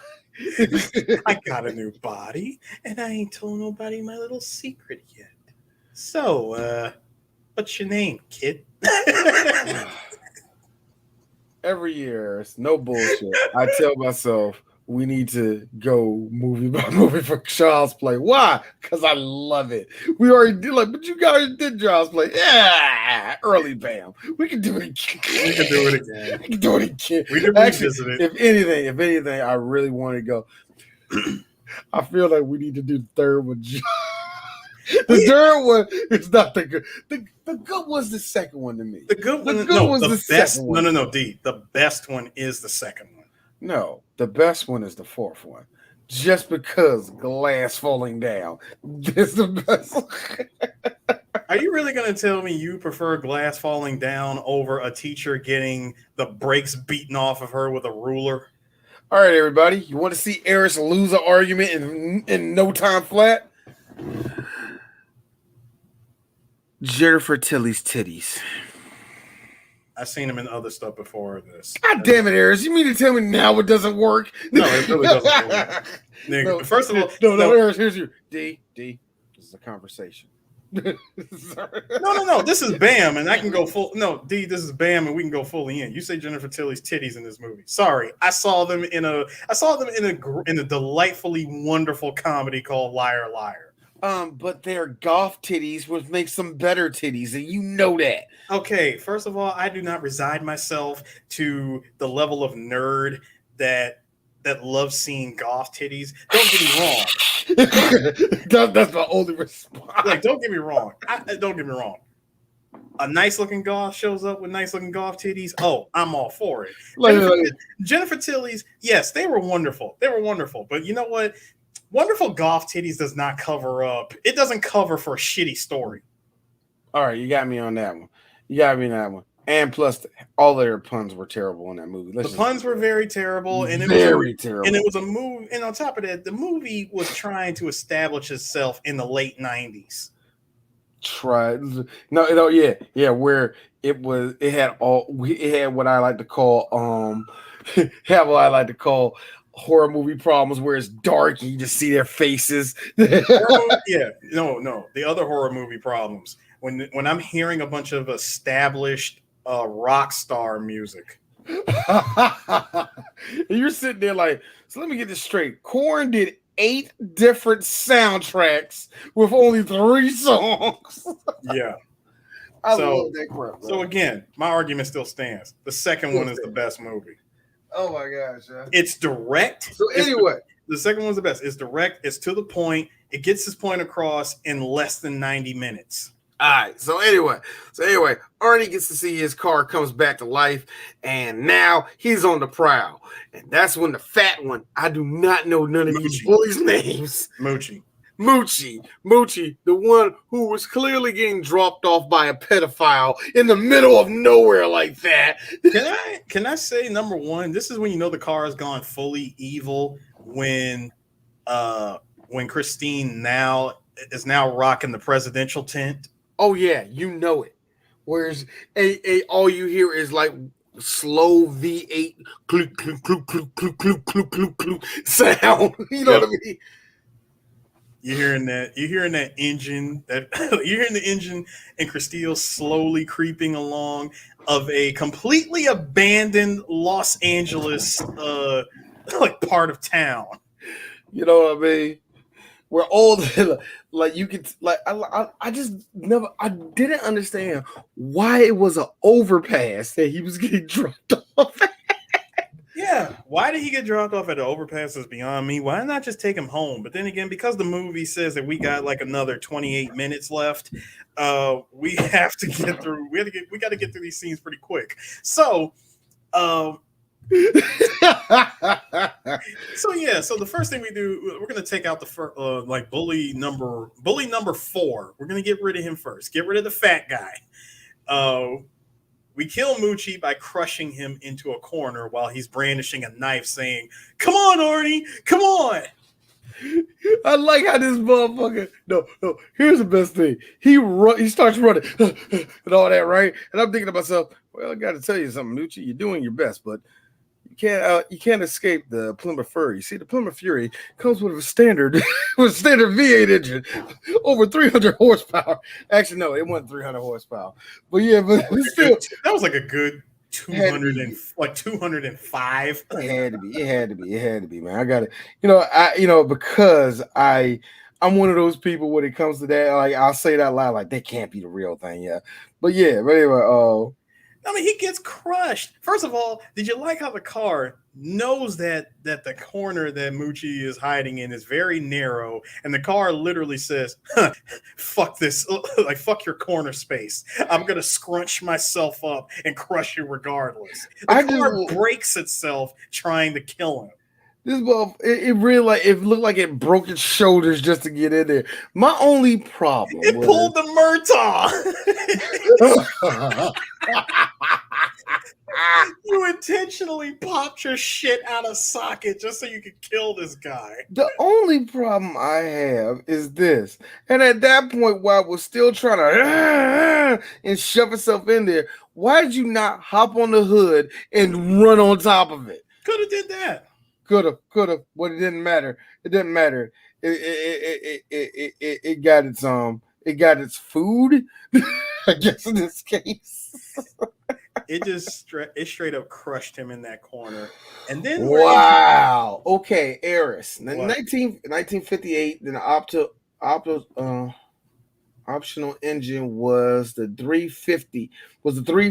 Or in other words, 5.7 liter engine called the Great Commando with 2 4-barrel combustors producing 305 horsepower.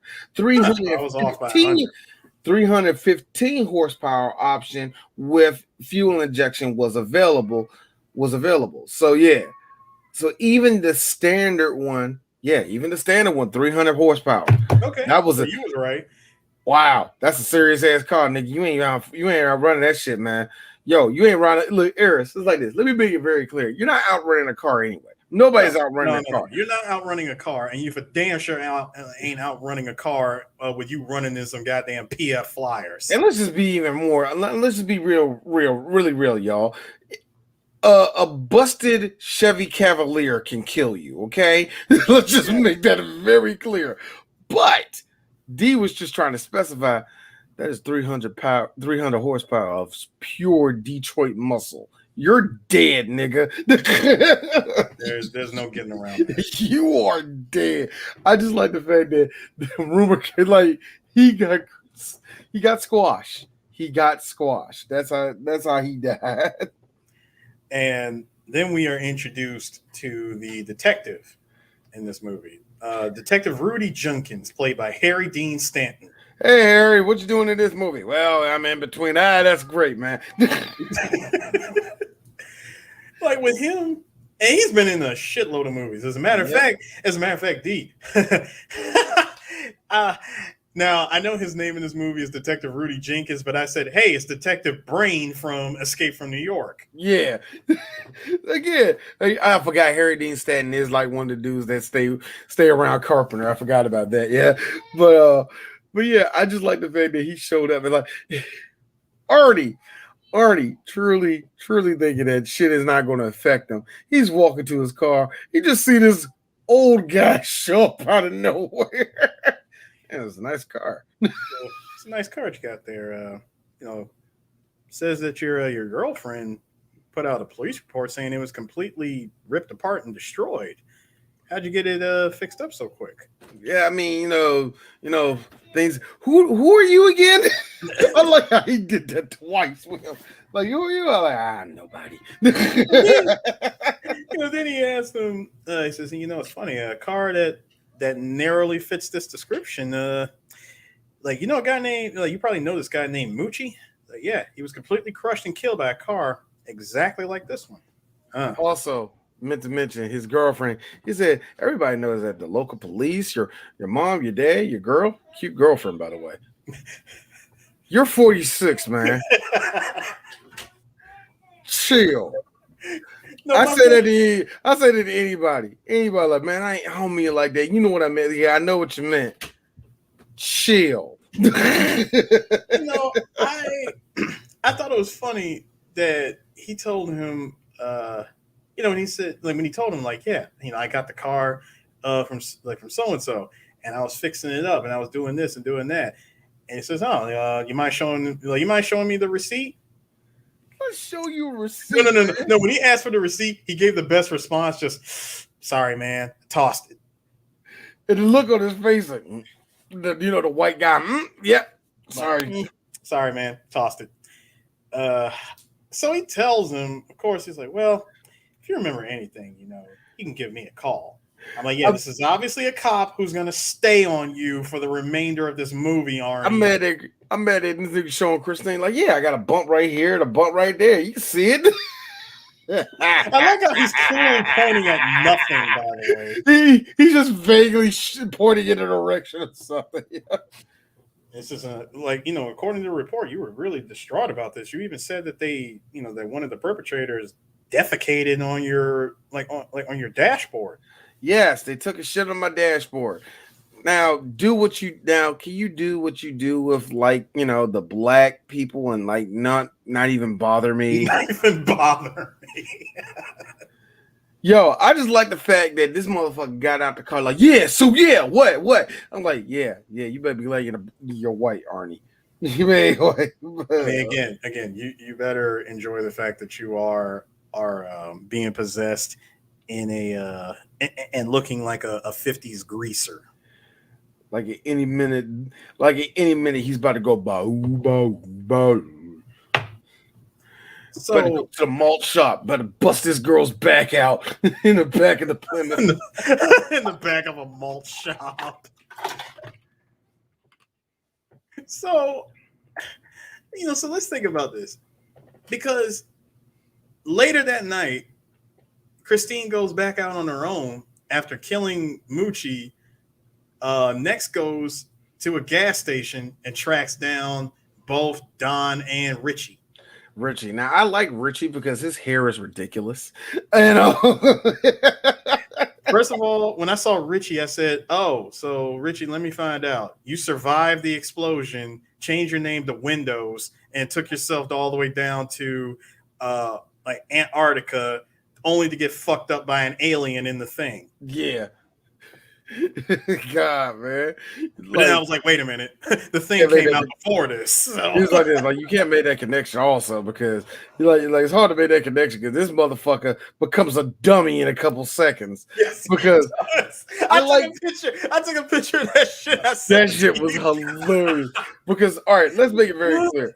Now they're in a motherfucking it's both his buddy and homie, they just driving and just see the brights on behind them. Like, who the fuck is that? It's like, and right, this guy wants to play, huh? Okay, you want to play? Let's play.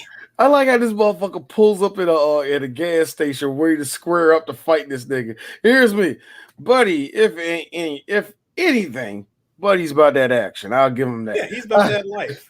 I give Buddy that. The knife coming out, the pocket knife was just not a thing. No, I do that every day. I cut my sister. I'm that crazy. I'm that type of crazy.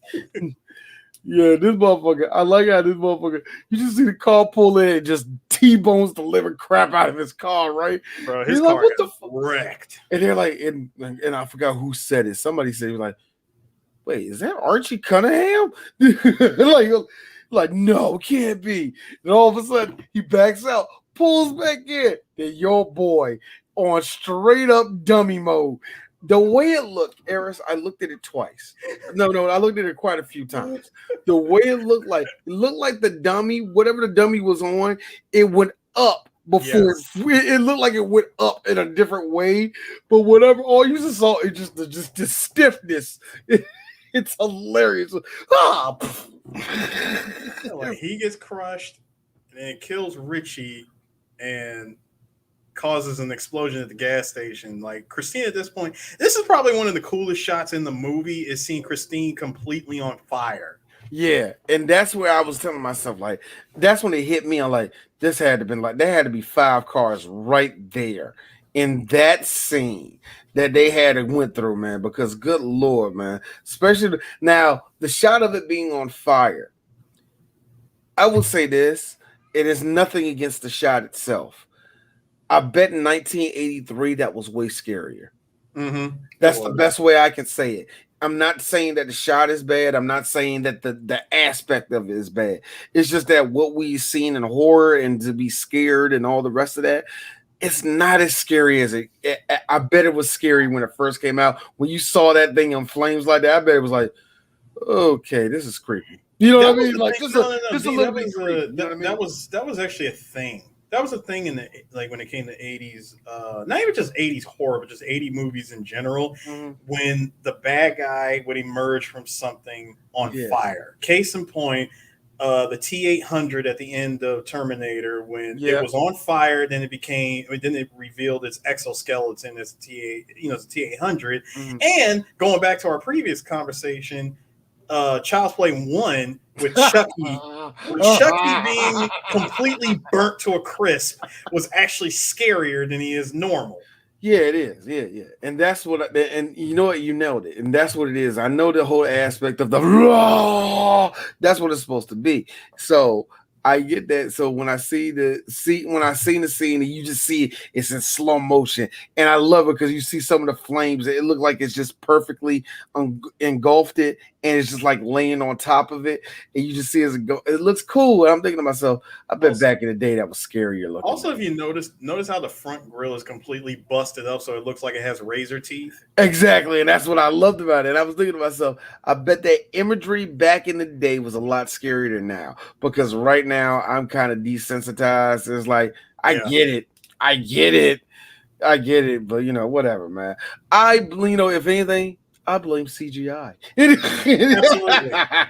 As someone Don't know who how, but I as blame. someone who will always favor practical effects over CGI, I appreciate what they were able to work with on a $10 million budget in '83. Seeing how Blumhouse has the rights to this movie, and they have been in currently in rewrites of this movie. Um, I think they will. Like, of course, I know Blumhouse. They're going to use CGI, but to see how they have used it, and then always, and I know it does kind of fall on the director and the producer and whomever's doing it, but I guarantee you, if they're going to make it the way you want to make it, unless it's going to be some weird, I don't know, like a the only way they can make it corny if it's like some Tesla that comes alive and some shit, and you can make that still scary. Mhm. But unless you're going to do it like that, no, you really going to have to bust up an old ass car. You're going to have to get at least like 70 of the motherfuckers. You know what I mean? Yeah. To make it as intense as you want to be, you're going to have to use a good deal of practical effects. It's going to have to be one of those projects, which Blumhouse goes, God, that's a lot of money though, bruh. That's how Blumhouse looks at it. That's a lot of money. I mean, do you see any kind of return on that investment? That's what I'm saying.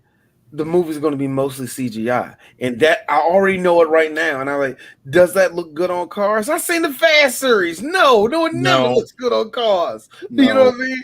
CGI with cars always looks like a blur or it looks like a toy car. So they want a real return, they're going to have to do practical effects, and it's going to have to spend. But as you know, oh God, that's spending a lot more money. Yeah, of course. If they go practical, they're going to be spending way more money That's gonna be than they way would on more money CGI. than anybody expects, man. And that's the shit part about it, Eris. We talk about this all the time. The fact that you're gonna have the fact that it costs so much money to do practical effects, man. Just so much, man. And when you look at it in contrast to CGI, it's like put the green screen up. Like that's the part I hate about it. You know what I mean? Yeah. So Well, you know what? I made a mistake.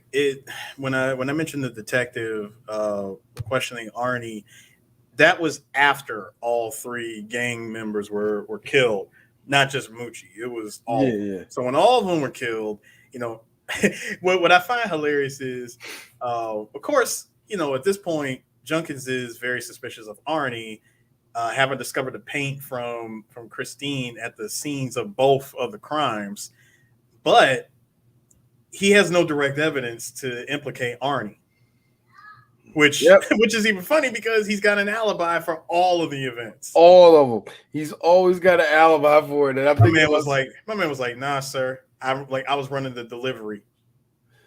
Nah, I wasn't there. And like, nah, that had nothing to do with me. I wasn't there. And so finally, like now, this is the best part for D. This is one of the best parts.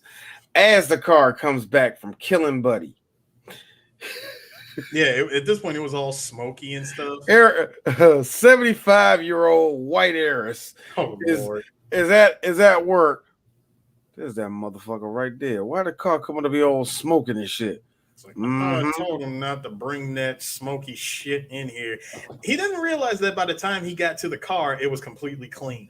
That's the shit that got me because look on his face like, wait, what? So he hops in. So he does the genius Well, thing. first he calls because remember he knows that Arnie is out doing a delivery for him, so he's like, "Wait a minute, why is Arnie's car back here?" Mm-hmm. Like, did he take off on my car? Did he leave my car somewhere? So he's calling, trying to verify. Yo, did the dude come and pick up the stuff? Was he driving my car? Like, yeah. Mm-hmm. Okay, so that means somebody stole Arnie's car and brought it here. Yeah. So he's doing a good thing. He's trying to find out. My man pulls out the blicky. I about to say he pulled out the shotty, the piece that brings all understanding. Rolls up on the car and tells whoever's in there, he's like, "You got to get out, or I'm gonna put all this lead in your ass." That's what a lot of gay guys say. And of course, he discovers nobody's in the car. He sits in it, And that's the stupid thing. And like, that, and no, I'm saying stupid. Like, okay, Eris, you open up a door and you suspect somebody's in a car. You open it up and nobody's in there. Do you sit in the car? no. Of course, of course.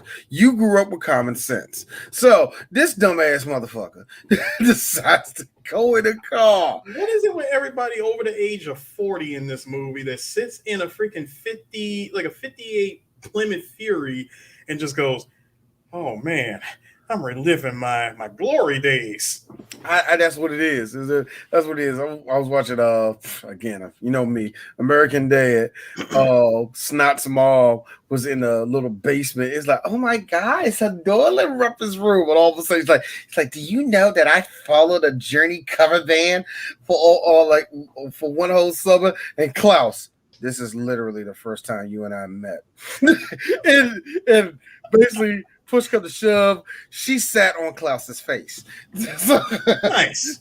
Like, what happened, Dee? She was reliving her youth, being in a basement, being in a basement with an air hockey table. She sat on Klaus's face, and I will say this: hey, man, Klaus had to sit through that story.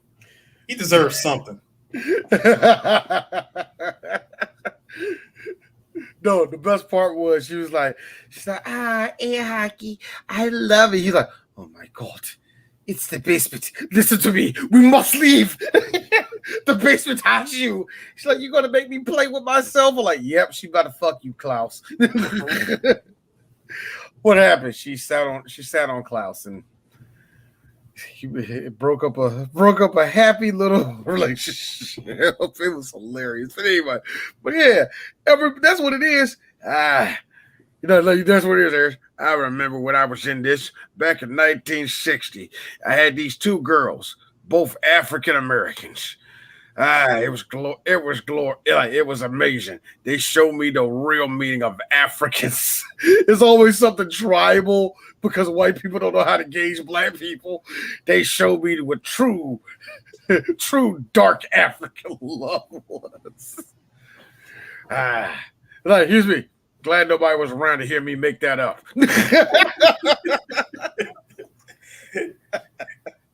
This nigga sits in the car. That's a wrap. This was done. So Christine invokes the power of smoke. Not even. Oh yeah, she runs all of that smoke and rolls up the seat. Rolls the seat, like goes from reclining mode into straight up. Yeah, I'm gonna need you to sit up real quick. Oh, by the way, like you seen like cars ain't gonna do this for like another 6 years. But my steering wheel telescopes. So yeah. like the car was like the freaking steering wheel telescopes up. Put the car seats being pushed up. My man gets crushed in the car. Mm-hmm. So your boy that was Christine's way of saying no one gets inside of me but Arnie. Yeah, no one touched my insides but Arnie. Arnie shows up the next day, policemen everywhere, and Arnie, because he's a white guy, what's going on? Yep. Me, I'm back up and running. So of course, he's got the perfect alibi, and no one. At this point, I was out doing deliveries. And it was like, well, how come you didn't deliver the stuff to him? I was tired. I went home. I figured I would do it in the morning. Like, yeah, that's a likely story. I don't understand it with you kids. I don't understand it with you kids and your Michael Jackson music. Hey, Off the Walls is going to be a good album. Yeah. You know what else is a good album? Bruce Springsteen. Keep to your people. Jesus. But no. So with all of that happening, with all this going on, he tells him, no, Arnie, it's okay. You go to school. We're just going to take a look around here. You say you got an alibi. If everything checks out, you got nothing to worry about. Yeah. Arnie, of course, is still like, no. What are you guys doing to Christine? What are you doing to Christine? I mean, I feel for Arnie. I'm like, yeah, I get it, man. If my car is implicated in the murder of a guy that I had no problems with. Yeah, because when he said that to me, it really felt like, can you give me Christine a moment? The fuck is your problem? The fuck, I like him. I fucking like him. It's like, why would you It's do the crazy, it's the crazy fucking shit you do. It's the crazy shit you do. Meanwhile, Christine is like, but you would have thought I cheated on you. He was inside me. What was I supposed to do? Oh my fucking god. This shit again. That's not how the metaphor actually works. But that's how it works with me. I felt violated. Right there. He brought a foreign object into me. Oh, right there, Harris. Right before you start talking again, show him in real life. Arnie standing in front of the car. The car. Oh my God, Christine, why are you not listening to me? I love you too, and that's why I want to do this. Hold on, Harris. Come back to you. It is you, Christine. Do you understand me, Christine? We can't keep doing this. I can't. Anyway, I'm done. No, you said that perfectly. Like, Artie is clearly talking to the car, and the car is somehow revving itself, and no one's questioning this. That's the best part, is revving itself, and no one's questioning it. You know what Harry Dean Stan's doing? That's a guy that loves his car. I had the same one. I had the same thing too. No, it was actually a Ford Ranger, but yeah, same principle. And again, everyone is completely unaware that Christine can drive herself. So here we are, damn, like a whole 40 years before Tesla was a thing. We had Christine. So Lee finally, because she ain't worth shit, go to her man house. Well, she already broke up with Arnie because she jealous. If she jealous, and she go over hit Dennis' house and shit, and like talking bad behind my back, like, that's my car though. So why you even mad at my car? Well, the first thing I'm backing up Arnie at this point. You're backing up Arnie, but I'm under Lee's plan. I know what she's trying to do. She's talking to Dennis, and she says, I think the only way that we can save Arnie is we have to destroy it. We have to kill Christine. We got to kill that car. And I like how Dennis, who is like, I am going to Arnie's place for New Year's. I was going there, in a minute. Apparently, it's a Christmas movie, y'all. No, it's a New Year's movie. We already know New Year's movie. Yeah, I forgot it's a New Year's movie. More than that, but yeah, I just like the fact that I just saw Christmas lights and shit like that, man. So let's just go ahead and sum this up, D. This movie took place over the span of 6 months. I was really going to say 6 years. No. I don't know why I thought you was gearing up to say 6 years. It took place over the course of 6 months. Yeah, it took it took about a semester of school type of thing. You know what I mean? And I like how it finally there's a plan. Going to draw Christine out, going to see what's going on, all the rest of that shit, right? And that would be after you can't convince Arnie verbally to get rid of Christine, which we all know for a damn fact that shit was never going to work. Because did you see Dennis? Dennis was clearly in fear of his life when Arnie decides to go full ass Kurt Russell in Death Proof by driving on the opposite side highway, talking about, yeah, it's only me and Christine against all the shitters of the world. Yeah, dog. Is that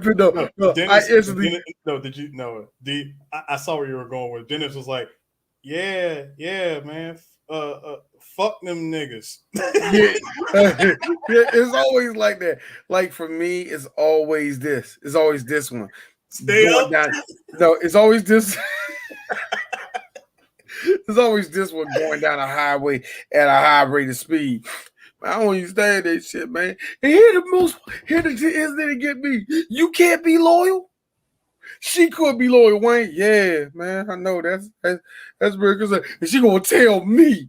That I'm like, how long have I ever heard it, man? You ain't never heard it before. You can drive like straight like on this side of the car, man. It don't make no sense, man. But like you driving like really fast. We just passed them cops, dog. You got Fuck the cops. it's always fuck the cops too. And here's me. Here's brave stand up for himself. D. Yeah, man, my bad, dog. Yeah, there you see. At that point, all I can think in my mind, because D's a survivor, all D can think is by just make it to the CVS. Y'all make it to the CVS. You can just make up some bullshit like Angie got you doing something, and you can like, nah, she gonna pick me up. That happened to me like, boy, that happened like two years ago. I'm not even gonna tell you the friend, not even gonna tell you what it's about. It's not even important enough. We didn't even bring it up to you, but it's somebody that you know. That's all you need to know. D, I know this story. No, we don't need to talk about it. But all you need to know was high speed and D. Yeah, bro. Yeah, you want to slow down, man?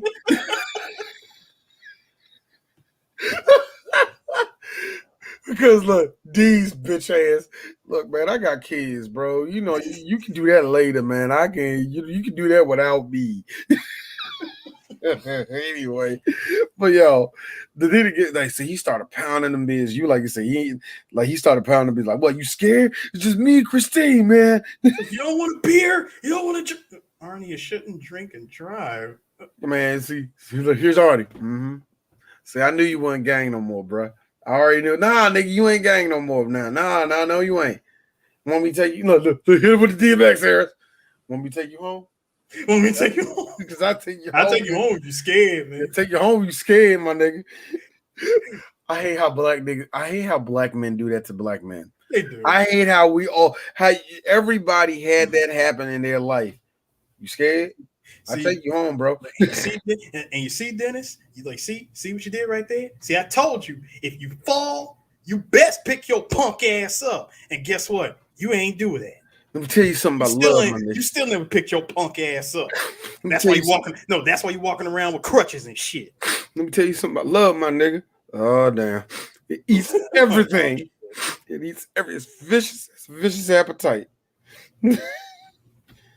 Like the second you start talking like this, here's Dennis. Oh Jesus!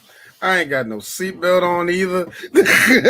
Well, that right there was probably the most intense scene. One of the most intense scenes in the movie was Dennis and Arnie and Christine driving at the high rate of speed. Because at this point, I'm pretty sure the audience in '83 watching this movie for the first time was thinking, "Yo, he's about to kill Dennis." I like how do the whole speech. Wow, man, that's a lot of emotion, my nigga. Is that you feel that same way about Lay? Nigga, fuck her. Again, he goes fresh and fit. No, he has a full on. Actually, he has a full on Myron spasm. What the fuck her, man? Or bringing up bitches for, bruh. Like, or you know what? No, you know what that was? What that reminded me of? It's like, wow, you really feel that way about Lee? Oh, that fucking skeezer! You think I give a fuck about her? Fuck that old bitch! I don't give a fuck about her. He went Nino Brown on Lee. Skeezer. Like, is that what you think this is about? Nah, man, look, check it out. We're going on the other side of the highway. No, we're going on the other side of the highway. Why are you scared? Christine got me. See, got my hands on. Christine got us. This nigga then does the most disrespectful shit in the world. He then goes up to Christine, grinds on the hood of the car, Daryl's tonight. I'm like, you a hoe for that. I'm gonna say it better. See, now you're gonna have to die, Dennis. Now you're gonna have to die with your skipping ass, nigga. I didn't like the fact that he was skipping pretty damn hard because I said, yo, this man is moving pretty spry for someone who just had a broken leg over the course of 3 months. Just saying, man, for a nigga that got a permanent ice pack on his knee, you got agility, dude. Because this dude climbing through a window trying to get in that motherfucker and everything, man. So anyway, just to really kind of speed it up, of course, we get the showdown. We get the showdown at the junkyard. The stage 10 of this video of this freaking beat 'em up video game. Now, in your bingo, ladies and gentlemen, you're probably telling yourself, "Well, I'm pretty sure they're going to come out there some to try to crush the car." So, what vehicle? That's a fucking bulldozer. You got a bulldozer, nigga. Bulldozer. They got a full on bulldozer, and it makes you say, "No." Well, see, hold on. It makes sense because why? They're at a junkyard. Yes, it would be. That's what I'm saying. They have to corner Christine. And the question is this, D. But actually, the question is this. So Dennis just knew how to drive that thing. Yeah, man, it's simple, man. Anybody can do. Yeah, I mean, they ain't courses to drive a doggone bulldozer. But come on, man. But I like it because him and Leia are like sitting in there. They got this plan. And she's like, yeah, let's kick his ass. Like, you do realize that car can go faster, right? And you do realize that car is going to like can and will murder everybody in this junkyard. Oh my god, man. And it's great. It's a great scene because she's out there trying to dodge the fucking car, right? And you see Arnie and you see him do this little thing where he brings his head down and he got the perfect mat. He got all the black makeup over his eyes. Yep. It is just blatant black makeup. It's not even like eyeshadow or nothing. No. This is like John Carpenter slapped him right on the fucking eyelids and told him go out there, man. And that shit was crazy, man. It's a great shot too, man. Like, dude, the whole time she's playing freaking chicken with Christine. And like it's going into the motherfucking we're all going to the office, breaking everything and all the rest of that shit. And like, I don't know if you were like me, D. I was like, yo, this has to be the most intense scene. Like, I'm sorry, this has to be the most intense game of Frogger ever. It did. And then with all that, she finally died.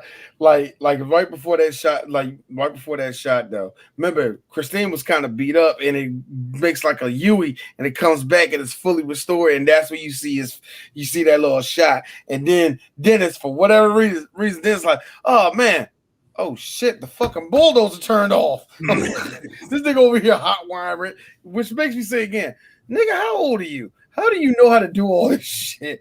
But anyway, it doesn't matter. Gaddafi's the GOAT. Hold on, Gaddafi's the GOAT. The last post. Christine for Twisted Metal reboot. You know what? That is not a bad idea. Actually, it's kind of funny. It's funny, Gaddafi. Now you said this right here, right? Nuh-uh. Oh, no. For me, right there when you said that, for me, what gets me is that right when the lights turned on, that's what the song would have been playing if I was driving Christine. You and I, doom, doom, doom, boom, boom, doom, doom. But the best part about this is it was all that blew my mind 69 times. So here's the thing: he lay ducks around the counter. Christine goes head first into it. He goes already just flying out. And he takes this big long piece of glass out of his chest, and it could be because the light that's beaming onto him. It's just that I love the way the shot looks. It's like I kind of just I don't know why I just like how that is, man. The lighting in this movie is actually pretty and kind of impressive, man. From back then, you know what I really liked was he. At this point, yes, Arnie, you are so dead because you are thrown through the windshield. You're impaled on a shard of glass. You're done. And even still, you still look at Christine like you're still the greatest thing to ever come into my life. Even though he died in Lee's arms, let me tell you something. He looked at Christine like, you were the greatest thing to ever happen to me. Yes. I gotta be honest with you, Eris, as a dude that has owned technically 2 Chryslers in his life, you don't get it. You simply just don't understand. So. No, I get it. I'm like, bro, you had Christine, the car that possessed you, turned you into a 50s greaser. You were able to get the one girl that every guy in the school wanted. You know what I'm Don't saying? forget about the murders. Yeah, you got away with 3 whole ass murders. I mean, people that you hated, and all 3 of these dudes had it. Okay, 2 of them. All right, Buddy had it coming. The other 2, they were just there, man. Come on, they ain't had to die. Gaddafi. Oh God, for the love of God, Gaddafi, I hate you for this.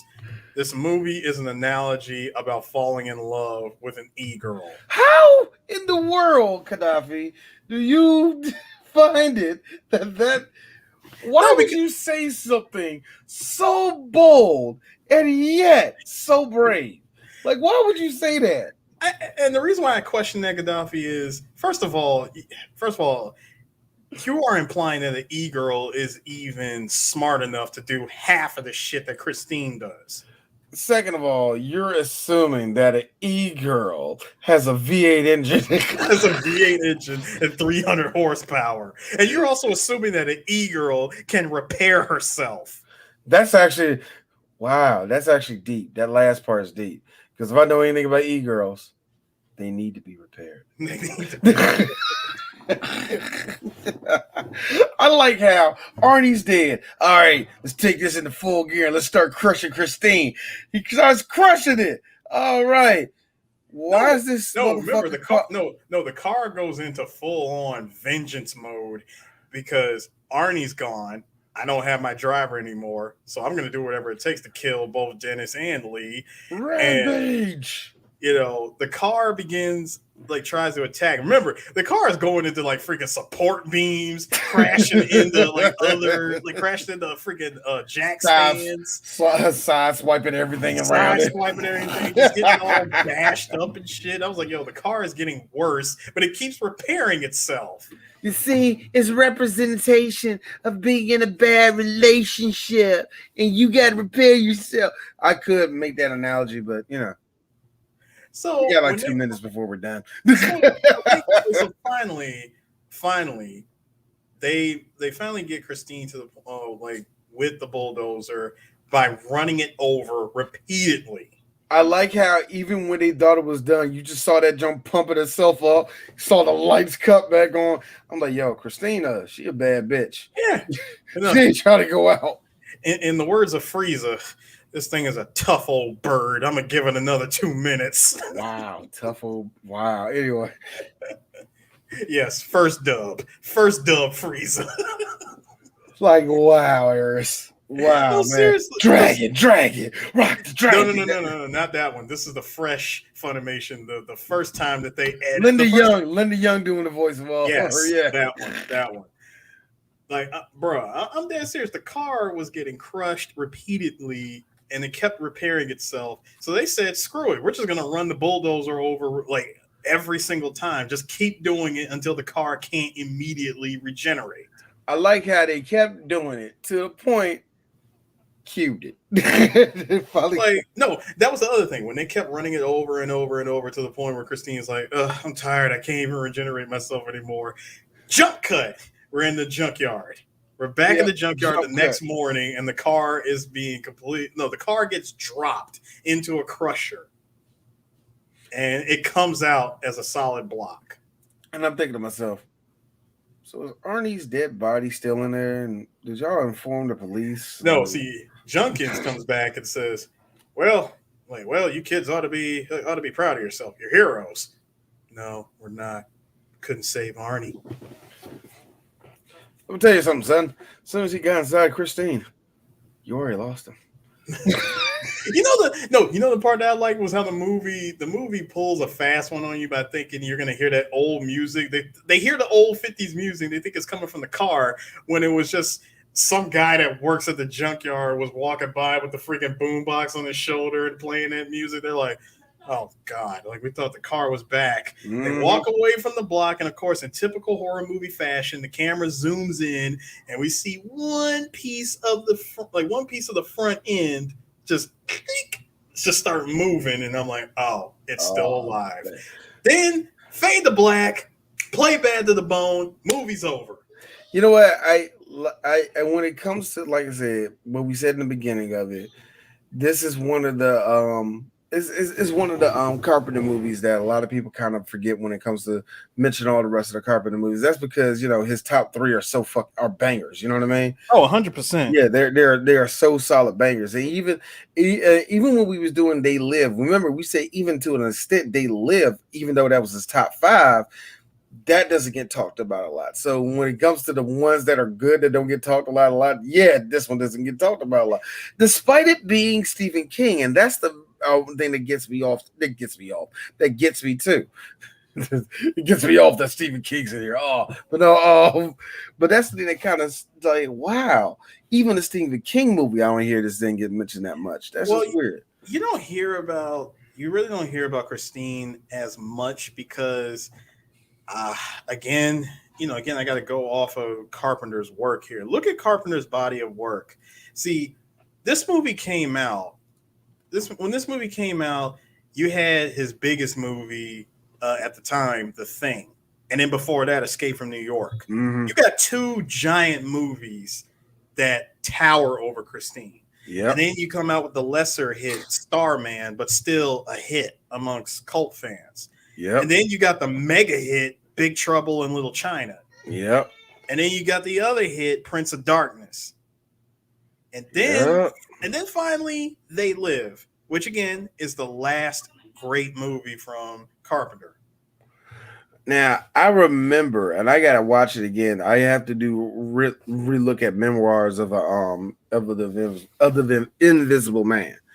I do have to look at that again though, man, because I was too young when I first watched it. You know what I mean? Mhm. Didn't really get half of the humor. Wow, Sam Neill was in the movie. Wow, I got to check it out. But still, yeah, I would like to. It's Chevy Chase. Now here's the problem about it. Now here's the trick about that. It's '90s Chevy Chase. That's not good. That's not good. Chevy Chase, I love him to death. I love Chevy Chase to death. Real talk. I don't like none of the shit you did in the '90s. Everything you did in the '90s was trash, and he even knew it. Yeah. So that kind of tells you something on that one, man. But yeah, I really think that this movie was like just like I said, it's one of the underrated ones, man. It's kind of cool too, man.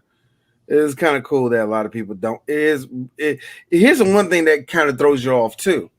When it comes to his line of work, this movie, Memoirs of an Invisible Man, and Vampires are the only movies that he doesn't have a reoccurring character like in the rest of his movies. Yeah. I thought Harry Dean Stanton was in another one of his movies. I was wrong. No, it was this movie. Harry Dean Stanton was in Christine. Yeah, I thought he was in other movies that Like Carpenter did. I was totally wrong.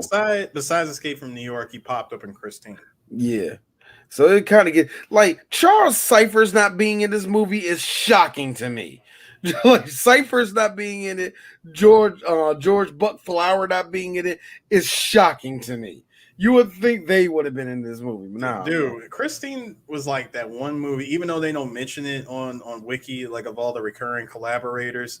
Like you said, Dean, he's the only one not listed on this list to show up in this movie. Everybody else that's under like the reoccurring like roles, like people who've shown up more than 3 times in Carpenter's movies, none of them showed up in this movie. Wait. He actually counts.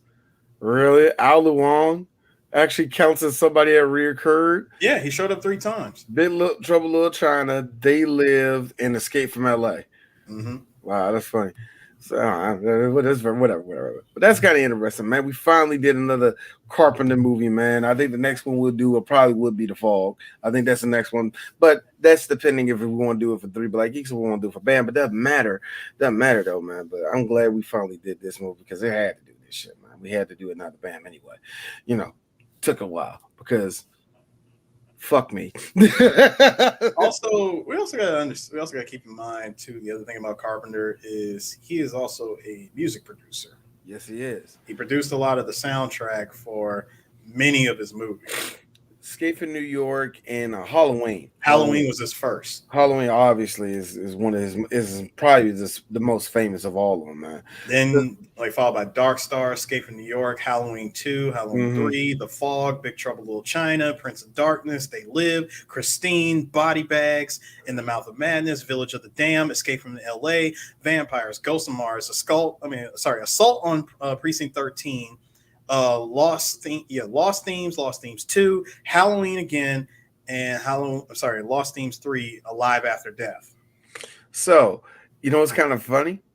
The Thing is not on there.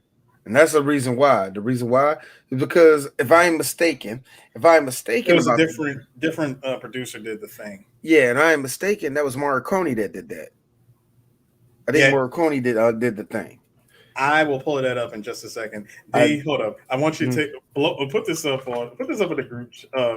Put this up in the chat. Put this on screen. I want you to look at this. Is what the vinyl record for Christine looked like when it was released.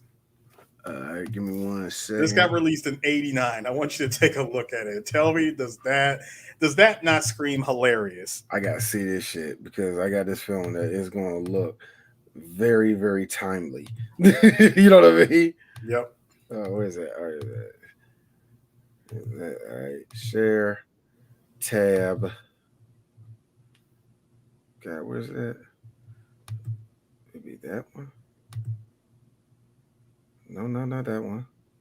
No, not that one at all. All right, screw it. Oh yeah, just go to the Christine soundtrack. Oh, that's what I wait a minute. No, it pulled up. It bounced. Yeah, I know. Yeah, it pulled up. What's the name? Yeah, I got it. It pulled up that share. I promise you, I'm getting there as fast as I can.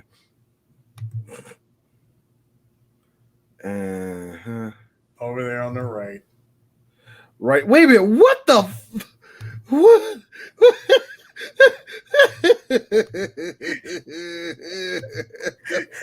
Why? God, I can't zoom into it more. Come on, man. It's just a second look at. It's Moosh of all people. You switched it. You switched your scene. You know what I gotta say? You know what I gotta say? I'm gonna say, Ricky! So I got a question. 1970s. I just got a question. Why? 1970s, 83, the year I was born. I was born. What the fuck? So the music showed up in 83, but this didn't get released on vinyl until 89. I know. Somebody did that shit on purpose, dude. That was on purpose, man. I hope it was Carpenter too. Get the one wearing the shot with a fat kid. So you mentioned who did the music, the soundtrack for The Thing. Yeah, right. It was Morricone. Yeah, I thought so. I thought it was Morricone because I remember it was because I know that Carpenter made the theme for The Thing or something like that. It was like he did something. I know he did something in that soundtrack. No. I was not really sure. Well, what it was Morricone took Carpenter's style of synthesized music and used it. Basically, he replicated Carpenter's style of synthesized music and made the main theme of The Thing. I laughed at that because when you say he took synthesized music, like when you said it like that to me, Morricone rolled his eyes. Oh, he's one of them. Because hold on. It's Morricone, so you know he's like, no, it's Morricone. But check this out. He's like this. That's it. Really? This is what you so pressed over? I do orchestras, nigga. This is it. No, wait, I made spaghetti westerns, bro. Wait, D, hold on. Listen. In 2012, Morricone he recalled, I asked Carpenter as he was preparing some electronic music with an assistant to edit on the film. Mm-hmm. He said, why did you call me if you wanted to do it on your own? He surprised me and said, I got married to your music. This is why I called you. Then he showed me the film. Later, when I wrote the music, we didn't exchange ideas. He ran away, nearly ashamed of showing it to me. I wrote the music on my own without his advice. Naturally, as I had become quite clever since '82, I've written several scores relating to my own life, and I had written one which was electronic music, and Carpenter took the electronic score. Carpenter said Morricone did the like you said, the orchestras, and recorded for me 20 minutes of music that I could use wherever I wished, but without seeing any footage. I cut his music into the film, and I realized there were there were places, mostly scenes of tension, in which this music would not work. I secretly ran off and recorded recorded in a couple of days a few pieces to use. My pieces were very simple electronic pieces. It was almost just tones. It was not really music at all, but just background sounds. Something today you might even consider as sound effects. I like that crap though. I like the fact that that was Carpenter's style. You know what I mean? Yep. I really do. Shout out and rest in all types of paradise to Mr. Ennio Morricone, because he passed away last year, and 91 years old too, man. Yep. Yeah, one of the most, and I stand by that, top 5 all time when it comes to movie soundtrack makers, man. Morricone is great. But just to hear that kind of story, that's cool. That's the cool shit right there. Yep. So anyway, Eris, this was a fun little conversation. I already got something planned for us the next time. I don't know, and it's probably going to be a lot sooner than I think it is. This time, you and I are going to get Chris, and we're going to have some mimosas, and hopefully one of us take home a white woman, and she don't want to be ignored. That's going to be you, because take home a white woman that doesn't want to get ignored, that doesn't want to be ignored. Yeah, you know what it is. Glenn Close. Glenn Close showing us why she is one of the most handsome women of all time. I stand by that joke. I think she's hot, but she is kind of handsome. That movie should look good. I don't give a fuck what anybody say, man. But next movie we're gonna do is Next movie we're gonna do is Fatal Attraction. And like I said, it goes into the long standing tradition of BAM, where it's like, look at her, man. She's beautiful. You can be with each other. We're supposed to be with each other. She's one crazy ass bitch. It goes into the long tradition of us doing those movies. So, Eris, good talking to you, brother. Same to you, sir. Good talking to you. Oh, God.